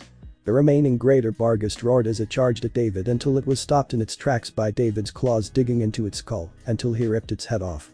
It was the last powerful monster, and the other beasts had been using its opening as a chance to escape, hoping to escape from the slaughter. However, none of them escaped as David and his comrades hunted them down to the last goblin. The swords of darkness were too beat up to help, so they stayed to watch Nigeria. While they tried to recover, they looked at the bloodbath their traveling companions had wrought. Disbelief was present as they saw the veritable sea of corpses around them. When they were finally done hunting down the stragglers, David's team finished off the trolls before going to help the humans. When they saw all the wounds and their only healer was exhausted and probably out of mana, David and Lupin decided to help them. "Here. This should heal you." He handed Peter and Dine healing potions. The two had been the most grievously injured, and he didn't think they should use whatever consumables they had when David could help them and raise some goodwill. "Thank you," Peter said with a grimace. The two sighed in relief as their wounds healed instantly with the application of the potion. "Light heal." Taking the cue, Lupin healed the other injured with a minor spell. She only used first-tier magic to conceal her higher attacks. The spell wasn't quite strong enough to heal all their wounds, but it enabled them to function correctly again. Lucrid and Ninja were thankful for the healing. Nefarious hadn't been injured from where he'd been in the wagon. "Amazing. Amazing. I can't believe someone as young as you can use 5th-tier magic. And that transformation was nothing like I've ever seen. That's in the realm of heroes. Only the leader of Blue Rose has been able to do something like that." Ninja looked at David and Bella with eyes full of adoration. "Seriously, how did you all get so strong? I don't think I've ever heard of anyone as strong as you all. I was jealous of you for having beautiful women following you, but after seeing your strength, I can see why they follow you. You are amazing, David-san." Peter said accolades on the perfect warrior he had ever seen. David could only embarrassedly deny it until the others joined in. "Of course." The pride in Bella's voice as she praised David with her first genuine smile they had seen made the embarrassment worse. "Well. We should get moving as soon as we can. We can search the bodies while you rest up and prepare the wagon. We should try and leave from here as soon as possible," David said, sobering the relieved and joyful mood. They had to get to Karn village to ensure it was okay, then get back to the guild to report on the strange events. If there were more hordes like this, every village in the region would be in danger. However, other forces were awaiting them back at Irantal. Other parties had plans for Issei Ddraig and his comrades. Knight's cloak was Clementine's favorite attire. Amidst the great graveyard of Irantal, where the dead existed alone, their little world was apart from the city. Stone graves and small monuments dotted the area like a bit of forest of stone. She wove in and out of their haphazard emplacement, a wild place. Were she not who she was and what she was, she'd have tripped 1,000 times. As it was, the darkness proved no barrier to her, so she sprinted like the wind, the cool air rushing past as she pushed through it, her feet trod on the graves of the dead without care for the insult done to them. Her short blonde hair hung loose, framing a twisted smile that, had it been seen, would have appeared to grow more twisted with every insulting step over the corpses of the fallen. At the center of the great expanse was a single tomb, a deep one, reserved for the wealthiest of the wealthy, who were kept superior and apart from the masses even in death, by having this place to rest all to themselves. Illuminated by magic, even that soft white glow could not touch the deft movements of the woman who wore light leather armor, to which countless small adventurer plates had been sewn like armor over her and upper thighs. She wore long leather gauntlets and gloves, and at her sides were 2 sets of enchanted twin stilettos. The way they tapped against her body during the run ceased almost when she began to sneak. Her rose and fall very slowly. The run she just engaged in would have worn out a familiar person and would be very difficult for a soldier even without the obstacles, but for her, it had been barely more than a jog. She went unnoticed by the light until she was within the deepest recesses of the tomb, said to be one of the oldest segments, holding some of the nobles and wealthy elites of Erantal from some 6 centuries earlier. There, nobody would be disturbing the living who chose to occupy it. "Hello," she announced, and taking out a stiletto, she began to toss it idly in her hand. The figure she spoke to was someone like her, at least somewhat. He was cloaked, hooded in red, and held a staff in his right hand. He was hunched, old, and grim-faced. Utterly unlike the blonde woman in every way. Every way but the one that mattered to them both. He stood over a corpse, completed his spell, and the body began to move. She barely noticed when the skeleton got up and went where he pointed. They were both utterly twisted. "Hello, Khajiit. I'm here. Pay attention to me." She put her hands on her and leaned forward a little. "You can't call a pretty girl like me out into the dangerous dark all the way here and then just ignore her." "I know, Clementine, I know," Khajiit said to the blonde and turned around to greet her. Clementine was almost to Khajiit an instant later. Her powerful legs launched her forward and her stiletto thrust forward, ready to pierce his heart. Instead, it struck a wall of bones and stopped dead as the bodies that lined the room in the various catacombs that had been dug into the earth and lined with stone as a kind of bedding. "Don't try that again, or I'll kill you." His humorless face formed a toothless open laugh, and her eyes narrowed. "Try to squeeze me, old man, and I'll do all the thrusting," she said, though she stopped her attack, stepped back, and sheathed her stiletto in a sharp motion while keeping her eyes on him. "It was your thrusting that got you that nickname." His mocking laugh drew an appreciative one from herself as she acknowledged the truth of her sadistic nature. "You got me there, Khajiit." She teased him with a wolfish grin. She stared at him steadily, then pouted at his poker face. When she grew bored, she looked around. "Where's the rest of your little club?" She was right. They were alone but for the dead and the undead. "Do not refer to Zuranin as a club. You make it sound like we're ladies at tea." His eyes narrowed and he clutched his staff a little tighter. "Oh no. I'm so sorry." She gave him a mocking apology. "As a token of my regret, well, I have a little trinket for you." She reached into the pouch at her side and took out a little circlet with jewels dangling down around it.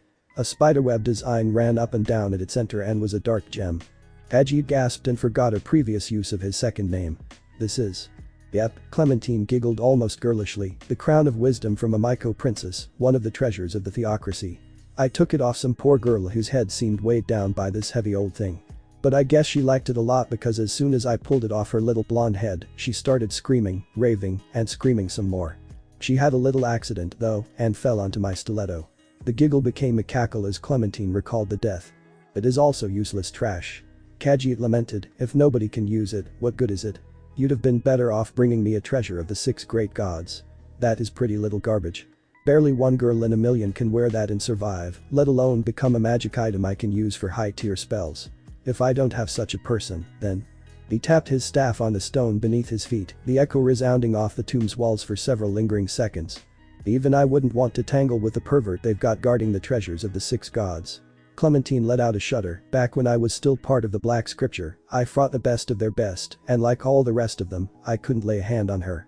She's beyond humanity and beyond perverted." She scrunched her face in distaste. "Who would lie with a monster to ensure they have strong children? A real pervert, that's who. She should get off on murder, like me, like a rational person," Clementine thought. "I'd have to take your word on that strength, though I suppose it would take something like that to deter you," Khajiit admitted with some unhappiness. He hated crediting anyone with telling the truth. Still, in the time he'd known Clementine, she'd never spoken of anything as unbeatable as Issei Zetsume, the one who guarded the treasures of the gods. Instead, he returned to her question rather than continue. "The rest of my disciples are in other parts of the tomb. They gathered enough negative energy to raise skeletons themselves, even with their own weaker pools of mana. Thanks to the Orb of Death, this is much more efficient." He caressed the spot in his robe where the orb sat. Though it had a twisted personality, comparable to Clementine herself, it was always eager to help where death was involved. "That's good because guess what, there's a guy in Erantal who can use the crown if you're still interested in getting your mommy back." She winked at him, and Khajiit was all ears. "I'm listening. Thanks for watching this video. If you really enjoy this video, like, subscribe, and comment down below, and turn on that bell notification. Don't forget to support and follow the Nefarious Doctor for writing that awesome fanfic, and also make sure to comment on this story link in the description. See you in the next video. Goodbye.